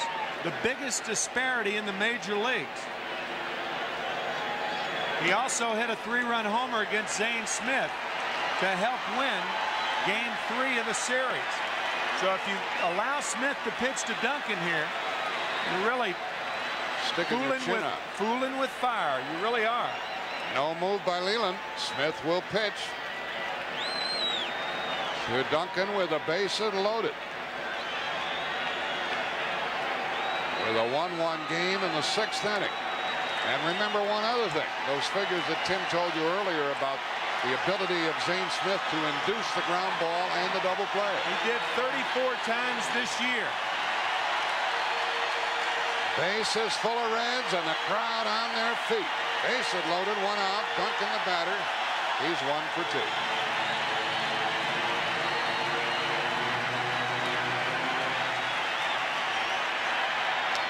Foul ball. The infielders are back at second and short at double play depth and playing up on the corners.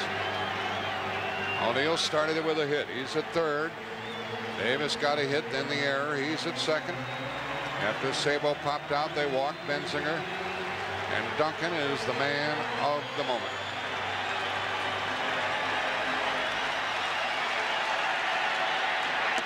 Strike two.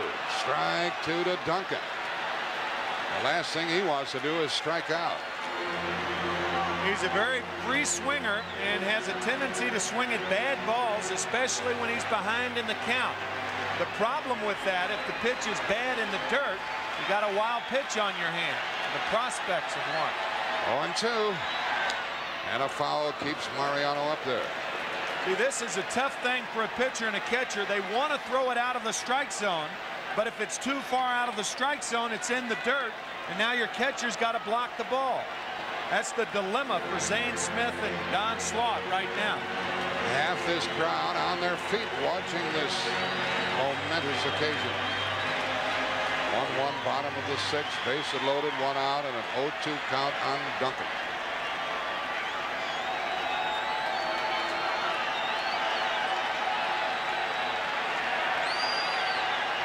Fastball away. And a ball.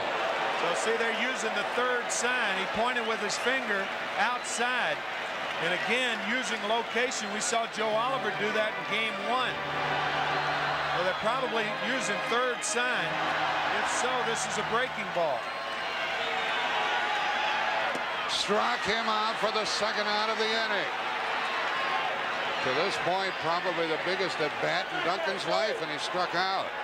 You could not have made a more perfect pitch. Out of the strike zone, the breaking ball down, but not low enough to where it short hops Don Slaught. Watch. Perfect by Smith. Bases loaded, 2 out. And it's smack up to Joe Oliver. Bases loaded, 2 out, 6th inning, 1-1. Oliver is 0 for 2. and struck out in his only appearance against Smith in this game. Against Smith, he's done more than well. 10 out of 24. Popped it up. Right fielder, no, second baseman wants it. The inning is over, and what a great job by Zane Smith. No runs, 2 hits, 1 error, 3 left. The Reds have left 7. After 6 were tied 1-1.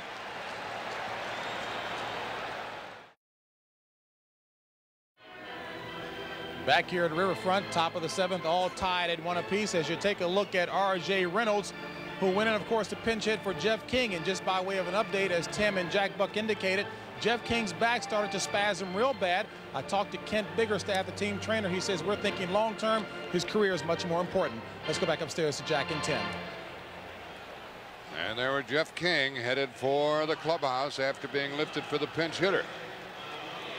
And no one is happier than R.J. Reynolds that Zane Smith pitched out of that inning, because he had a misplay in right field, but it didn't hurt the Pirates. And therefore, we're 1-1 into the 7th inning. Danny Jackson getting ready to pitch. And the number 4 hitter in the Pirate lineup is at the plate. 0 for 2 is Bobby Bonilla. 1-1. Pittsburgh has only 1 hit in this game. RBI double by Martinez. I think Joe Oliver's complaining to home plate umpire Jerry Davis that Bonilla may be out of the box. That really never bothers a catcher unless there's a guy on base. Bobby appears to be within range. Always a threat. Ball 1 from Jackson, who was on the bench for a long time as the Reds loaded the bases. At second and third, nobody out. Bases loaded, 1 out, and didn't score. Pittsburgh's left 2. Cincinnati's left 7. And that's ball 2 to Bonilla. Maybe that's why Bobby was back in the box. He didn't want to get hit. That slider almost came down and bit him in the leg. Only Bobby Bonilla can get up and smile after something like this happens. He is a smiler. He loves to play the game, has fun playing it. On 2-0, a foul ball, hard hit past third. 2-1 to the leadoff man in the 7th. There they go, Charlton and Dibble. Dibble, the right-hander, in a hurry.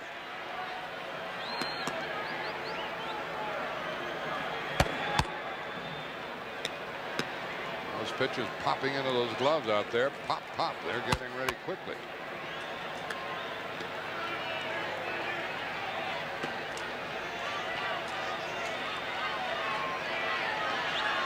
Bonilla, the leadoff man. 3-1 the count. And I really do think that being on the bench for a long period of time and being late in the game in the 7th inning, and Jackson is not as loose and as sharp as he had been.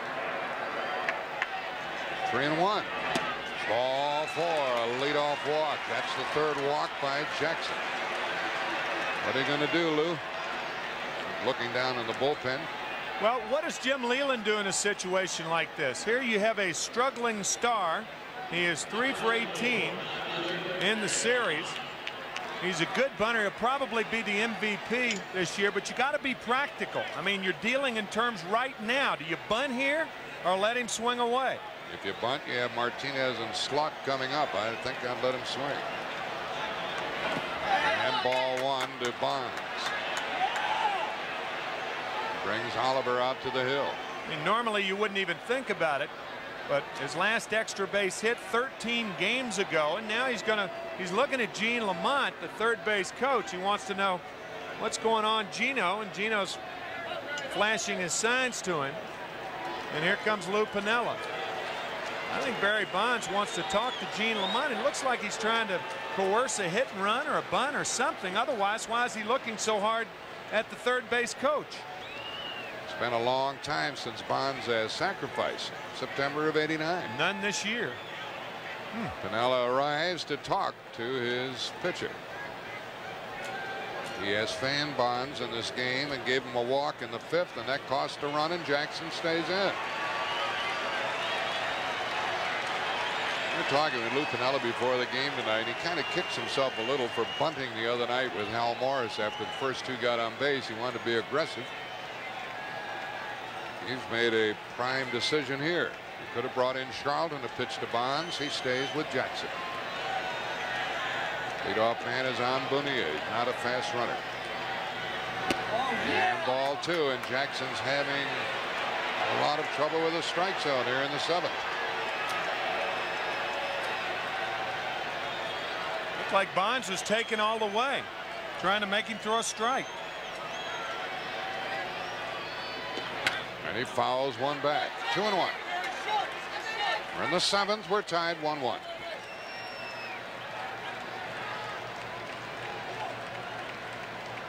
Gene Lamont, the third base coach.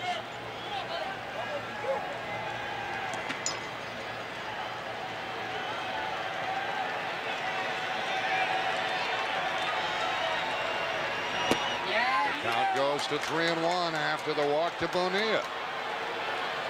Well, that last half inning, the Reds had second and third, one out, bases loaded, or second and third, nobody out, bases loaded, one out. It really demoralizing to a team. Now a leadoff walk, and now ball four, and the first two are on for Pittsburgh. The fourth walk by Jackson. He's walked two in this inning,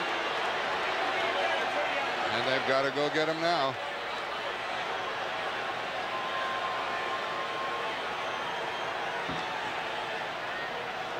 And the question is, who do you get him with? Do you get him with Rob Dibble, who is not a good fielder? I think it's going to be a double switch right here, because the pitcher is due to hit in the bottom of the seventh. You could read Stan Williams's lips. It's going to be a double switch. Ron Oster will bat ninth, and Duncan's out of there, and Norm Charlton will be in the ballgame.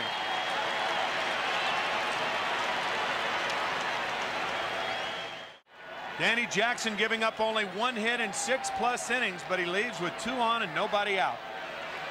And the new pitcher is Norm Charlton, and the batter is Carmelo Martinez.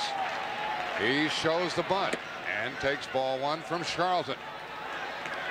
We talked about a double switch. Now, this is the original lineup, but when Oster came in the game, he will bat ninth and play second. Norm Charlton, the pitcher, batting seventh, since the pitcher's spot will lead off in the bottom of the seventh. There's Oster at second base.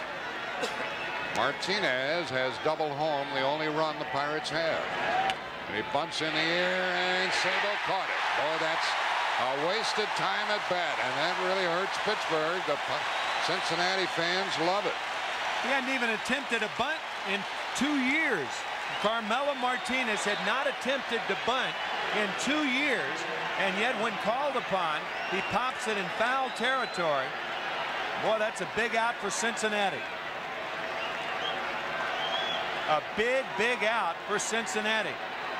You think just dropping down a bunt is an easy thing to do, but it's not for some guys. Slot skies it into left center, and Hatcher moves to it. The runner tags at second. There's the catch. The runner goes from third and makes it with 2 out. Well, and he moved him over. That fly ball would have meant a run.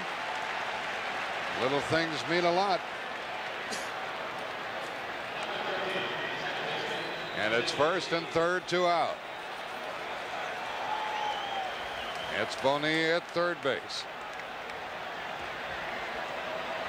And the base stealing threat Bonds is across the way at first, and Charlton will pitch to Jose Lean. This guy can be a tough out. He's 0 for 2 in this game. Sprays the ball around. Ball one. That's one good thing that Bonilla did by going to third base. He cleared second in case Bonds wants to steal. If Bonds does steal, would they walk Jose Lean? That's the question. And a fly ball to right, and the Pirates won't score. The bunt was absent. No runs, no hits, 2 walks, 2 left. Pittsburgh has left 4. 7th inning stretch time. 1-1 here at Riverfront.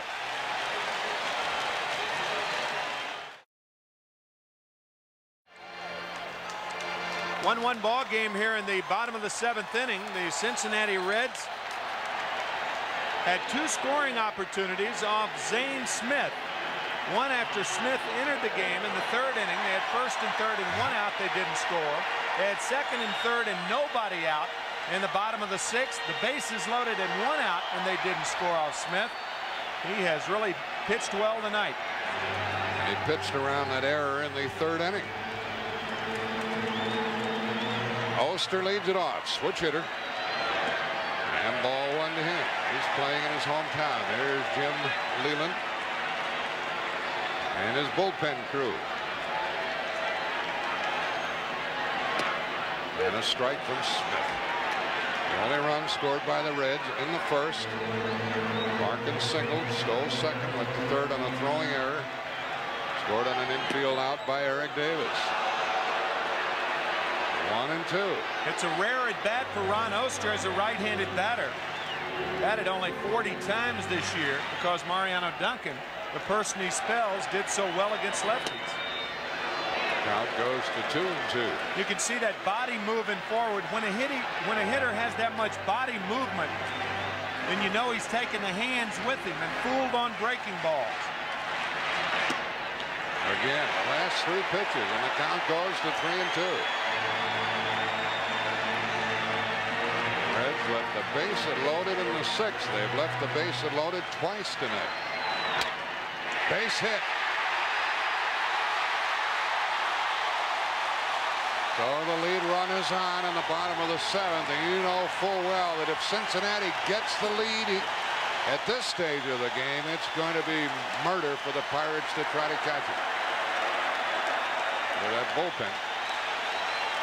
He stayed back that time, Tim. Yeah, he did. He got the fastball and hit it to right field. Whenever you go the other way, that's what happens. Your weight has to stay back.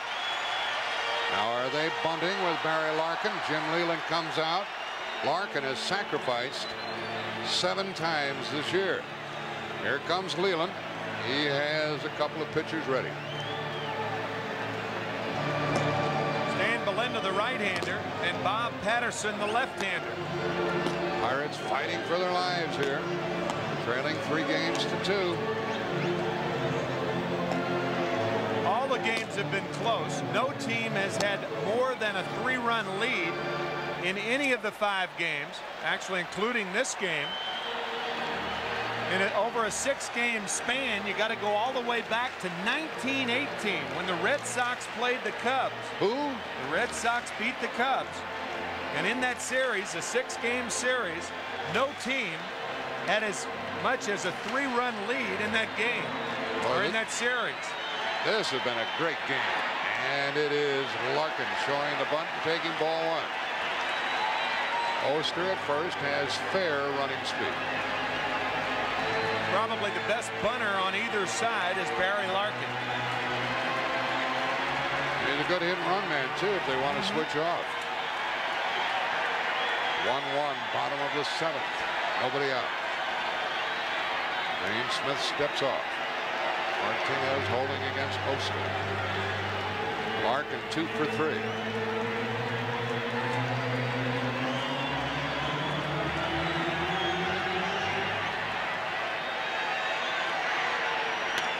Bunts it hard, and that's out. What was he trying to do? That's the first out of the inning. What in the heck was he trying to do, Tim? Well, he was trying to push the ball between the first baseman and the pitcher and not give himself up. But he pushed it too hard to Carmelo Martinez. I think he was trying to keep it away from Bobby Bonilla. But usually when a hitter takes that approach, he tries to bunt it between the first baseman and the pitcher and push the ball. You saw Lean covering first base. Bad bunt attempt by Larkin there. As it was by Martinez in the top half of this inning. Little things mean a lot here. Ball 1 to Billy Hatcher. He is 1 for 3 tonight. Hatcher hit a home run against this pitcher earlier in this series. Heard Larkin explaining to Pinelli, he said, what were you trying to do? I'll tell you what, that Barry, I think, is telling Lou, it appears, that with Lean so fast in covering first base, he was probably trying to push it hard into the position. Didn't work, did it? Very unusual. He bunted it hard, but in the air to Martinez in foul territory. Reds would love to have Hatcher up there with the runner at second instead of first. They might hit and run here. Not going. Fly ball, base hit. And there goes Oster to third. Van Slyke gets it back. First and third, 1 out.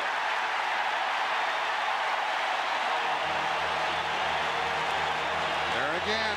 Had the sacrifice been put down, that would have meant a run.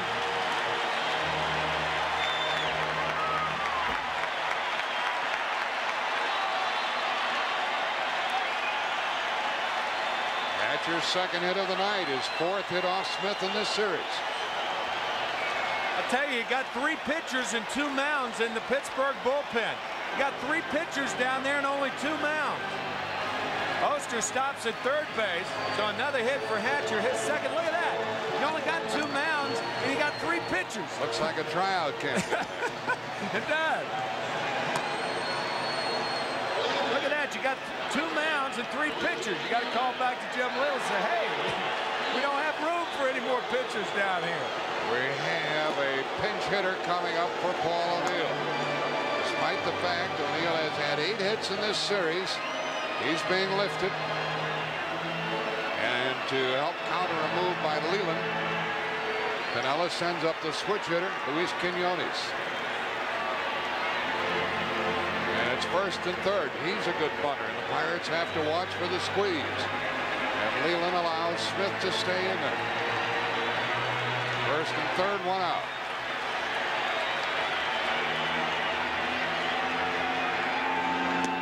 And a strike to Quinones.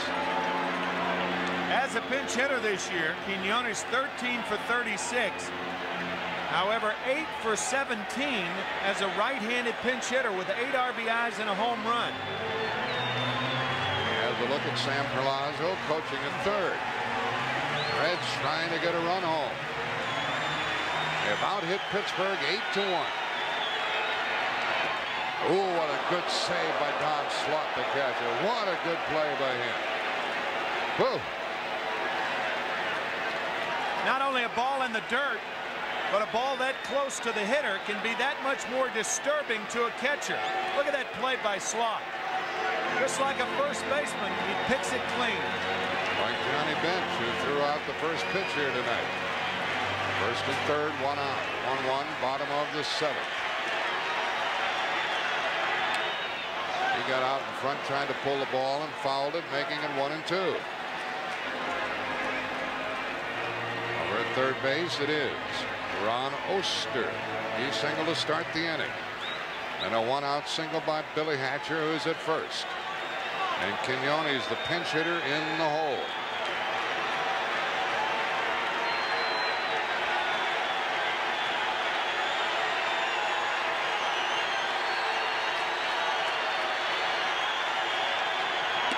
Outside, 2-2. If he doesn't do it, the next man will be Eric Davis, barring a double play in this inning.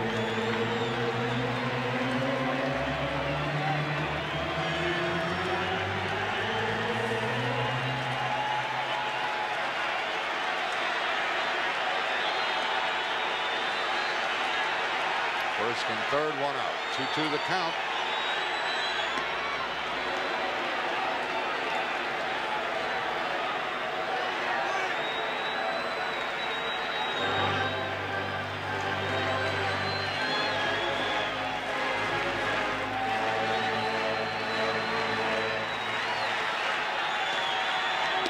Three and 2.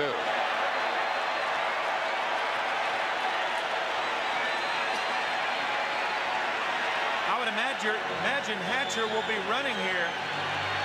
Got to make sure Smith goes home, however. They're on their feet.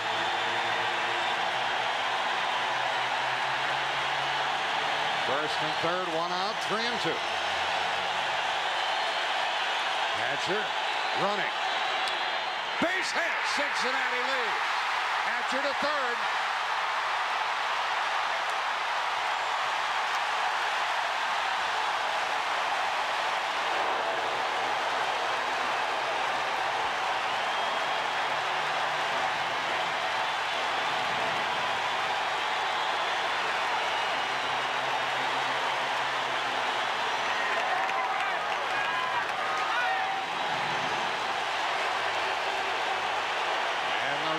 are 6 outs away from being the National League champions. On the 3-2 pitch with Hatcher running, Quinones going the other way. And clapping as he goes. And who scores the tie-breaking run but Ron Oster, the player with most tenure on the Cincinnati Reds club. Well, what a feeling that's got to be for him. That's the first run they've scored against Zane Smith. It may turn out to be a killer for the Pirates.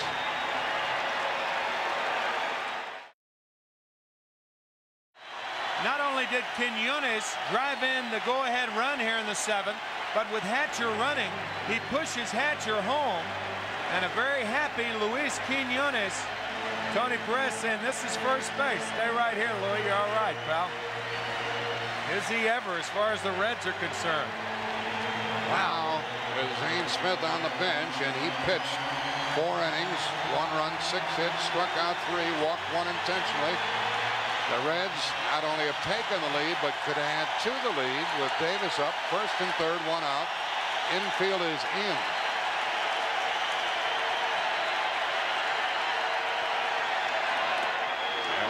Got one by him. See, the reason the infield's in right now is Eric Davis runs too well, and if the ball is hit sharply, even if the ball is hit sharply, there may be no chance to get Davis. That's why Jim Leyland pulled his infield in.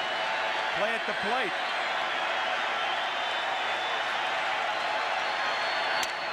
Pop fly and caught by Lean for the 2nd out. Melinda gets a big 2nd out and keeps the game within reach of the Pirates for the moment. Within reach depends on what the next batter does, and that batter is Chris Sabo. Coming into this game, it was the Pittsburgh Pirates who were stranding runners. But in this game, it's the Cincinnati Reds who are stranding runners. 3 times with a runner at 3rd and less than 2 outs, they failed to get him in. And they have left 7. They have 2 on, 2 out here. But the Reds lead 2-1 here in the 7th.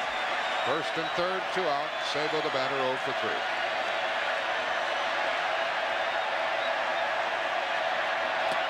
Gets away, and the runner advances to 2nd base. Or is that a foul ball? Foul ball. And the runner comes back. Check swing by Sabo, and it just foul tips it. And off the glove of Don Slaught. So Sabo in the hole. I tell you, it is very difficult for hitters to stay back in these situations. Natural thing to do is to bounce out there and lunge at the ball. You're very, very excited. Very tough to relax right now.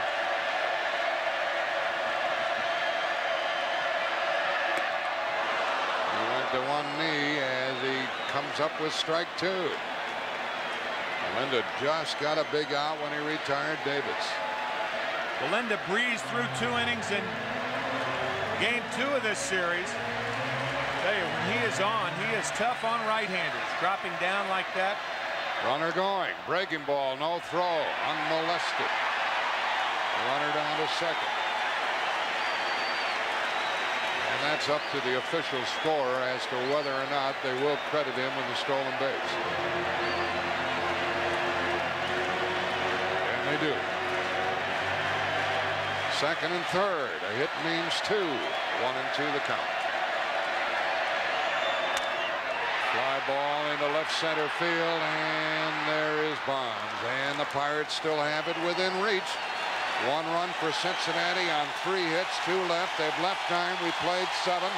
The Reds are 6 outs away from being champions. They lead the Pirates 2-1.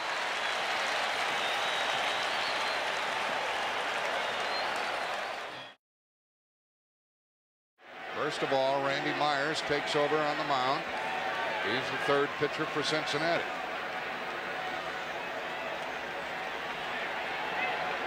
Over in right field for defensive purposes is Glenn Braggs.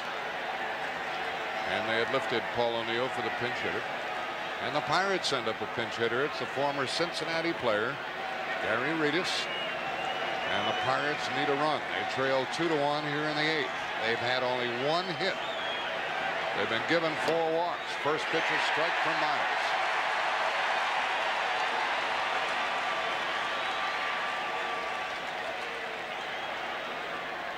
$56,079 here, the second largest crowd ever at Riverfront Stadium.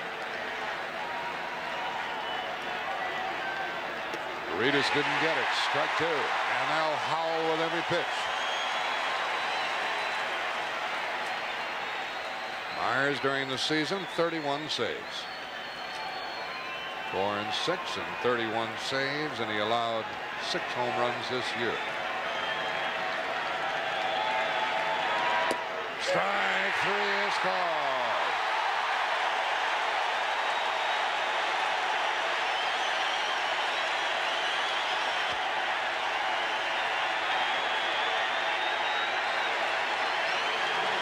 Randy Myers with 3 straight fastballs on the outside corner. He just went a little off the plate for that one. Reedus can't believe it.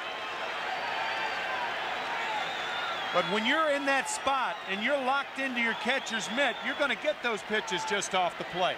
If you hit the mitt, even though it may be just off the plate, you'll get those strikes. R.J. Reynolds, ball 1 to him. He's 0 for 1 with the bat. Pittsburgh put the first 2 on in the 7th inning, and then Norm Charlton got him out. Now Myers pitching in the 8th, and he throws way high to Reynolds, ball 2. There's Barry Bonds. The big guys will get to bat before this is over, so don't count the Pirates out. We're in the 8th. But Pittsburgh has only 1 hit. 4 walks. They've scored a run and left 4.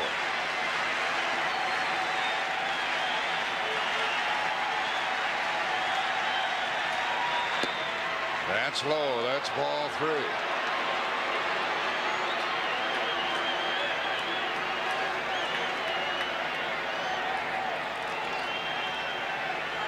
Pirate bench rather subdued. There's a strike, and it's 3-1.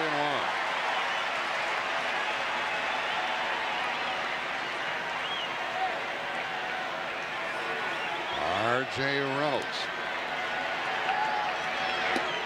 Takes strike 2.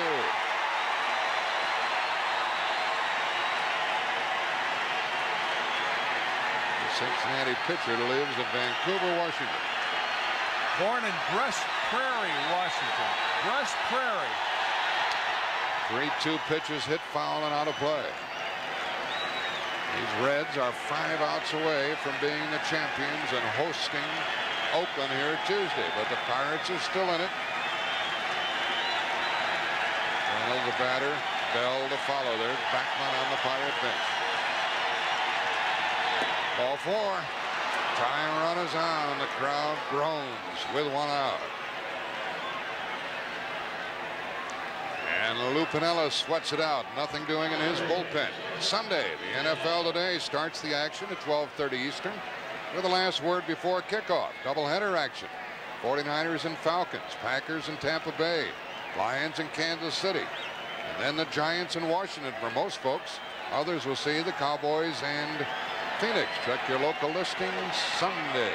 And Myers gets ahead on the count to Jay Bell, who has a home run in this series. 0 for 2 tonight with a walk. Waiting on deck, Van Slyke.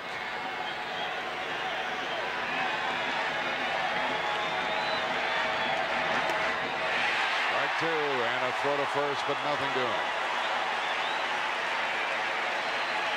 Oliver and Benzinger with a plan to play, but the runner Reynolds got back.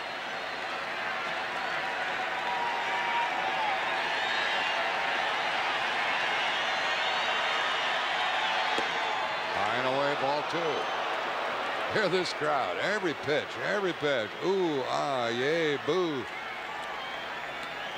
A lot of heavy inhaling and exhaling going on now. Bonilla will follow Van Slyke. He can't sit still. 1 and 2, 1 out. Foul out of play. 56,000 here. Only in '75 in the World Series did they ever have a larger crowd here at Riverfront Stadium.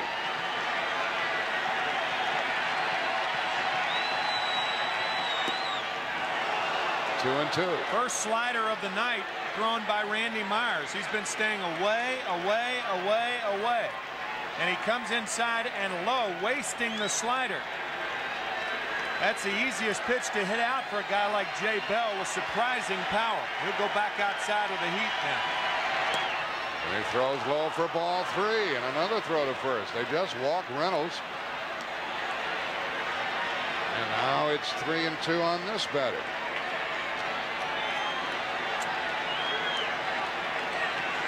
Well, you send R.J. Reynolds, pretty good speed. Myers a strikeout pitcher. The runner going, swinging a foul out of play. Well, the contact hitter, so they could take a chance and start Reynolds. Jim Leyland, he's trailing 3 games to 2 and 2-1 in the 8th. Bonilla will follow Van Slyke. He can't wait to get up there. Reynolds went the first time, will probably go again.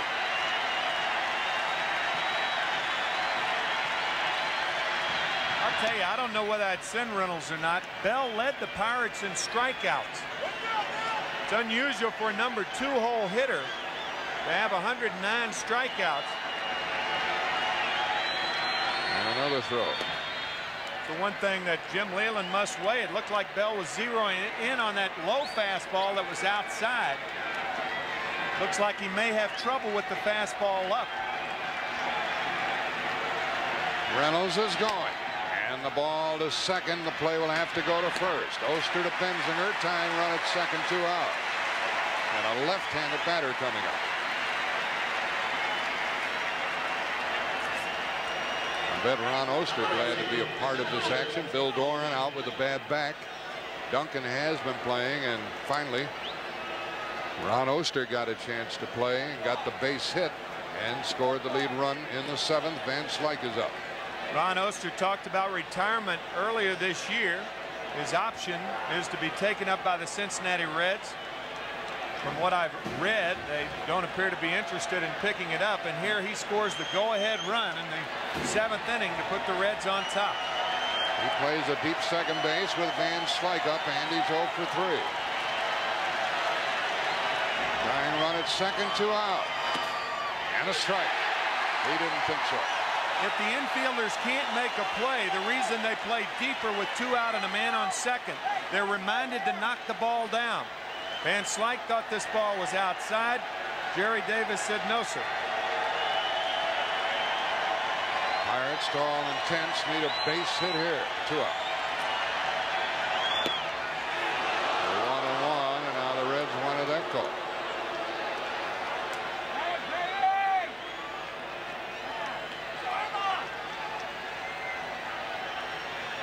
Nerve-wracking for everyone, players included.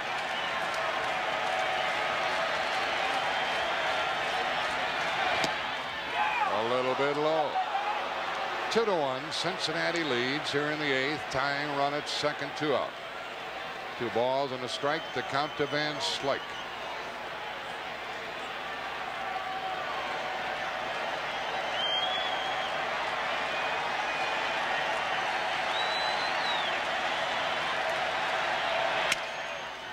And it is foul, and a broken bat for Van Slyke.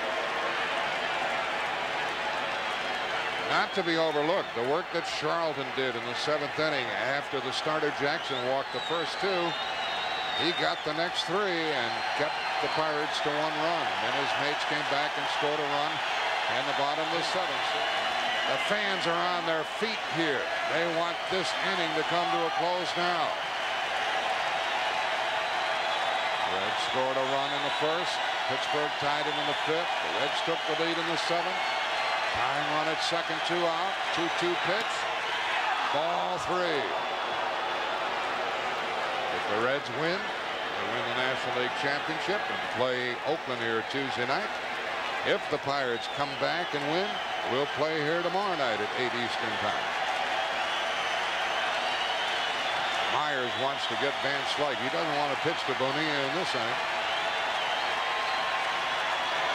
Out of play. And it stays 3-2.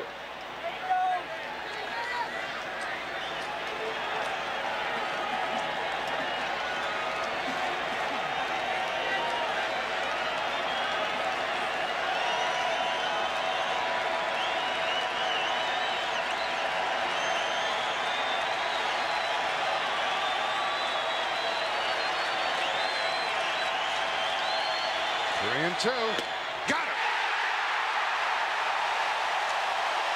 2 strikeouts for Myers in the inning. Pittsburgh has left 5. The Reds are 3 outs away from the title. We go into the bottom of the 8th inning, and Cincinnati leads it 2-1.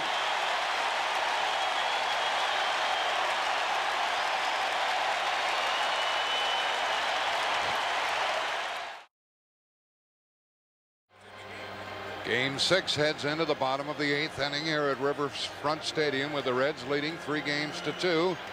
And leading here 2-1. They've out hit the Pirates 9-1, and Pittsburgh has made 3 hits. The Goodyear Blimp Enterprise sending us this picture. The Enterprise, based in Pompano Beach, Florida, captained by Drew Marshall. And I'm sure he's enjoying the proceedings here in Ohio's Queen City. And this game, folks, is not over, is it, Tim? Absolutely not. Bill Landrum is in, following Belinda. Belinda got the last 2 outs in the 7th.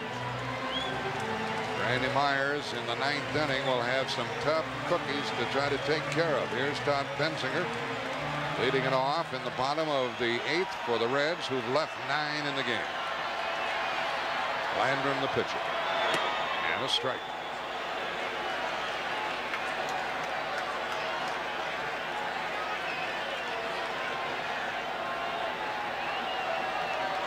Benzinger is 0 for 2 with a walk. Follows the ball in, and it goes low.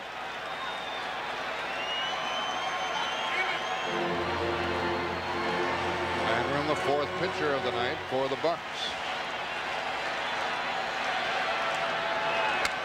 Pops it up into left field, and it slices right to Bonds.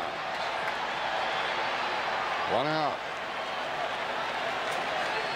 The lead run scored in the 7th inning, Tim. The hit that put him ahead was Luis Quiñones, a very, very happy guy as Ron Oster crosses the plate. And that gave the Reds a 2-1 lead in the 7th inning. That was on a 3-2 pitch.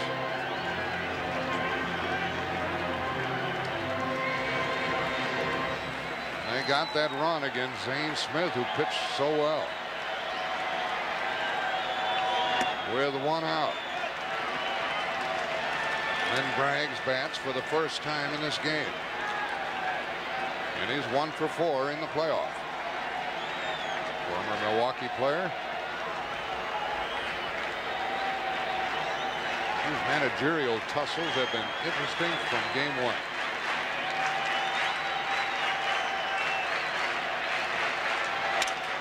Popped him up for the 2nd out to Jose Lean. I'm sure these Cincinnati fans would like to have more runs, but at the same time they're saying the quicker the better. Good pitching by a lot of pitchers. Jim Leland using his 11-man staff, and Lou Piniella making sure that when he has a lead, he has one of the nasty boys out there. That's been the case most of the time during this league championship series. Joe Oliver is 0 for 3. Bats with 2 out in the 8th. And he flies it to center field, and Van Slyke is there. Down go the Reds. 1, 2, 3. Coming up for the Pirates in the 9th inning. Guess who?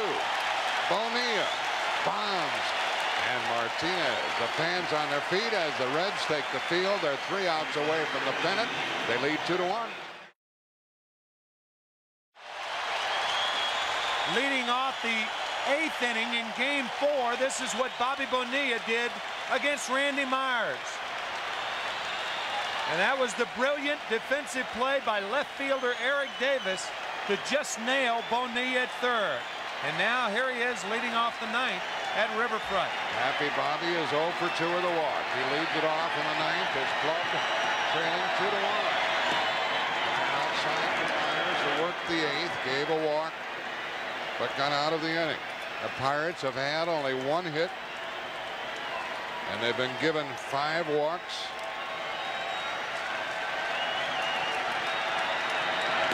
And a strike to Bonilla.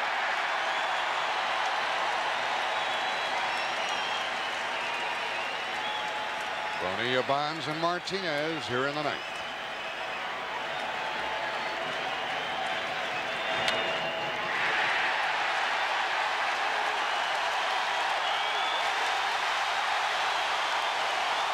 One out.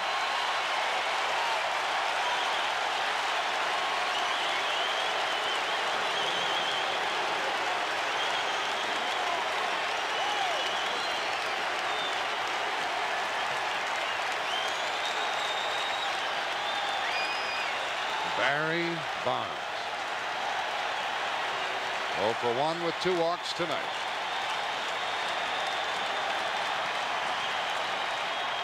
Strike.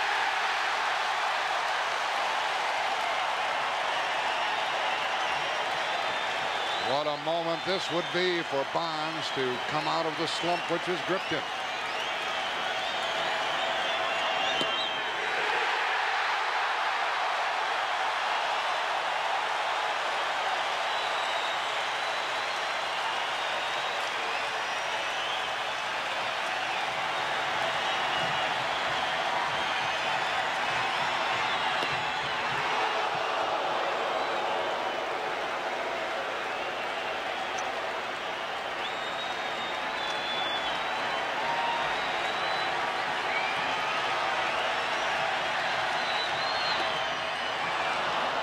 Two. 2-2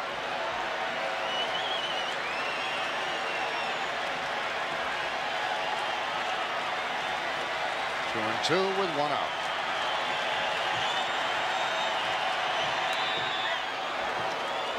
Got a good rip at that one. Count stays.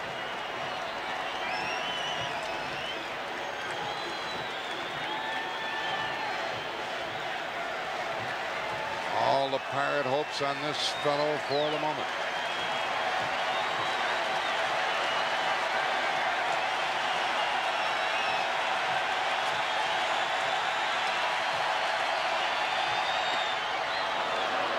Three and 2.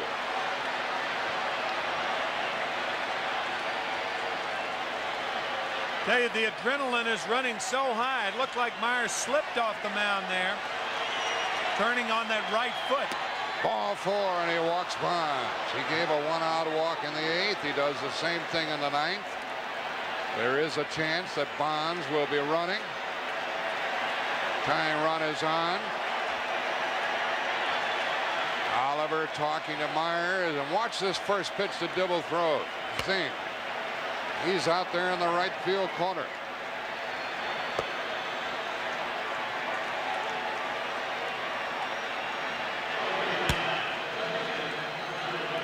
One on, 1 out.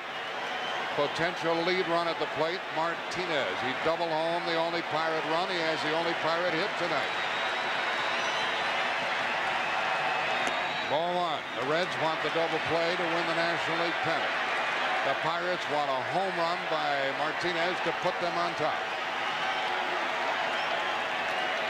His double in the 5th, building the run, is the only Pittsburgh hit this season.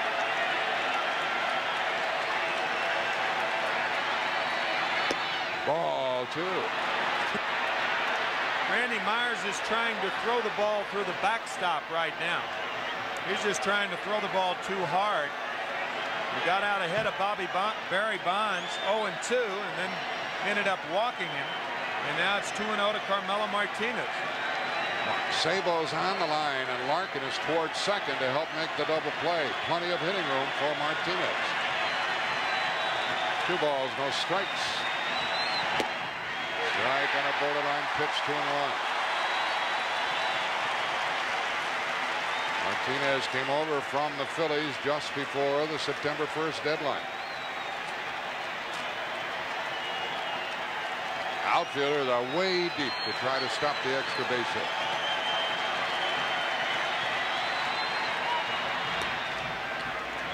Tying run at first, 1 out, 9th inning. Reds leading 3 games to 2 and leading here by a score of 2-1. 2 balls and a strike to count to Martinez.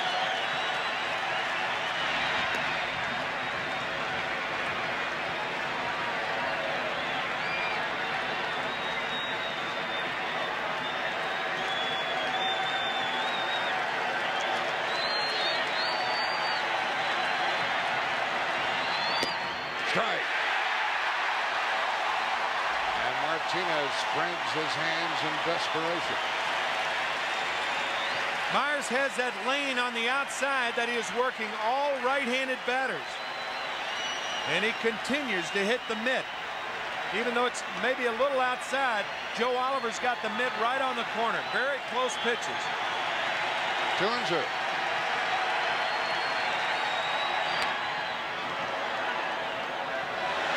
Count stays.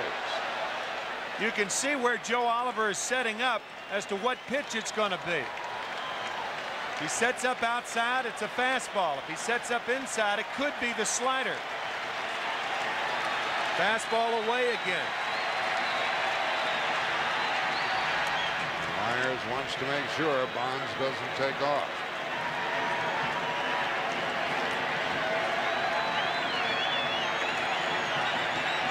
Two and two, 1 on, 1 out.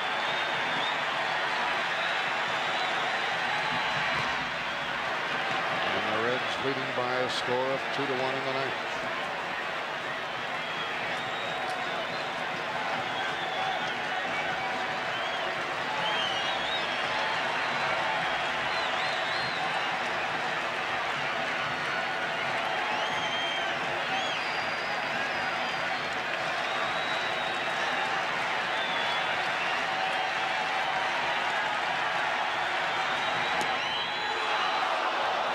And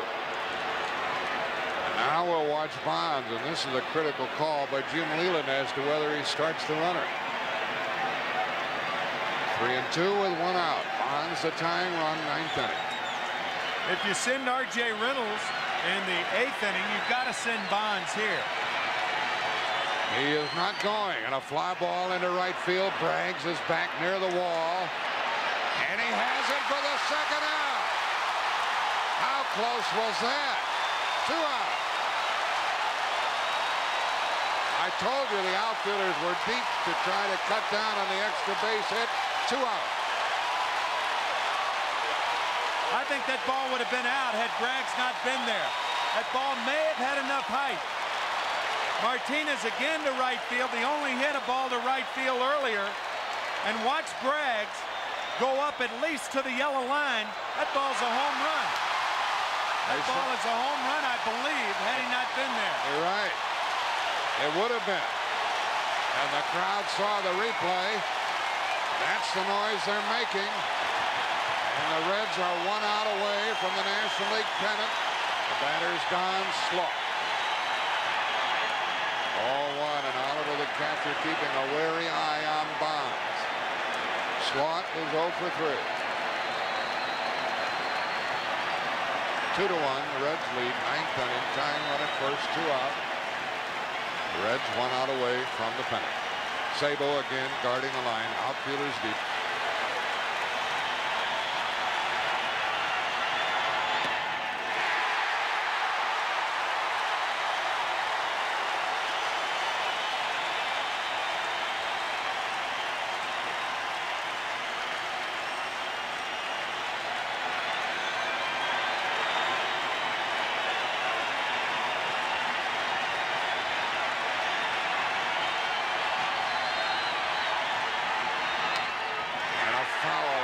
Cincinnati is 1 strike away from the pennant.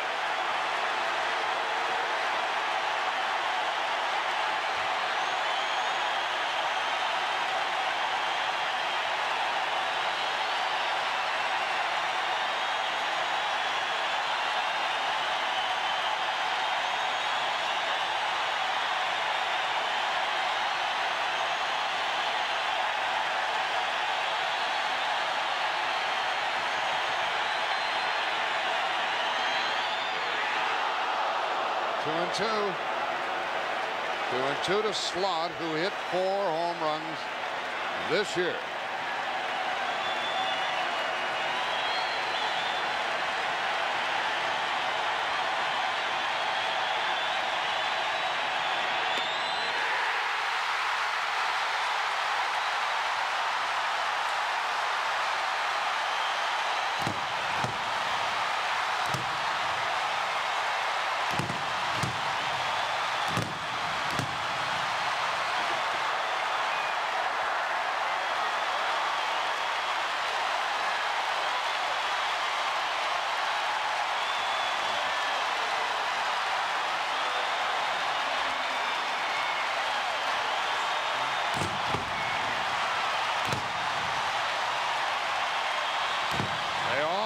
Out there to congratulate Glenn Braggs, and there's Lou Piniella, a winner in his first year managing Cincinnati. Here we come, Oakland. Actually, Oakland comes here. Hard shot since 1985. Kept saying this about the Reds: I'm tired of being bridesmaids. Well, the Reds have finally caught the bouquet.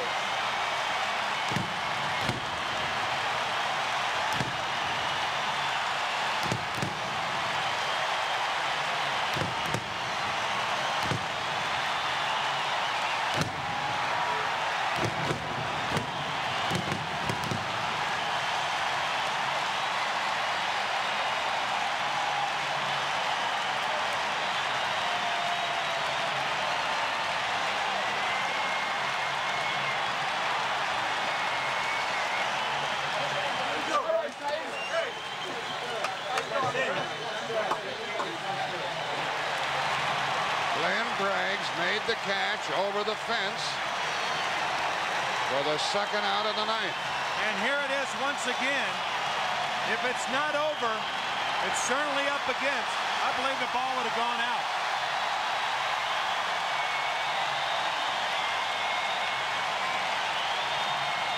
Myers and Braggs. Bragging rights. Myers got the save. Braggs saved the game.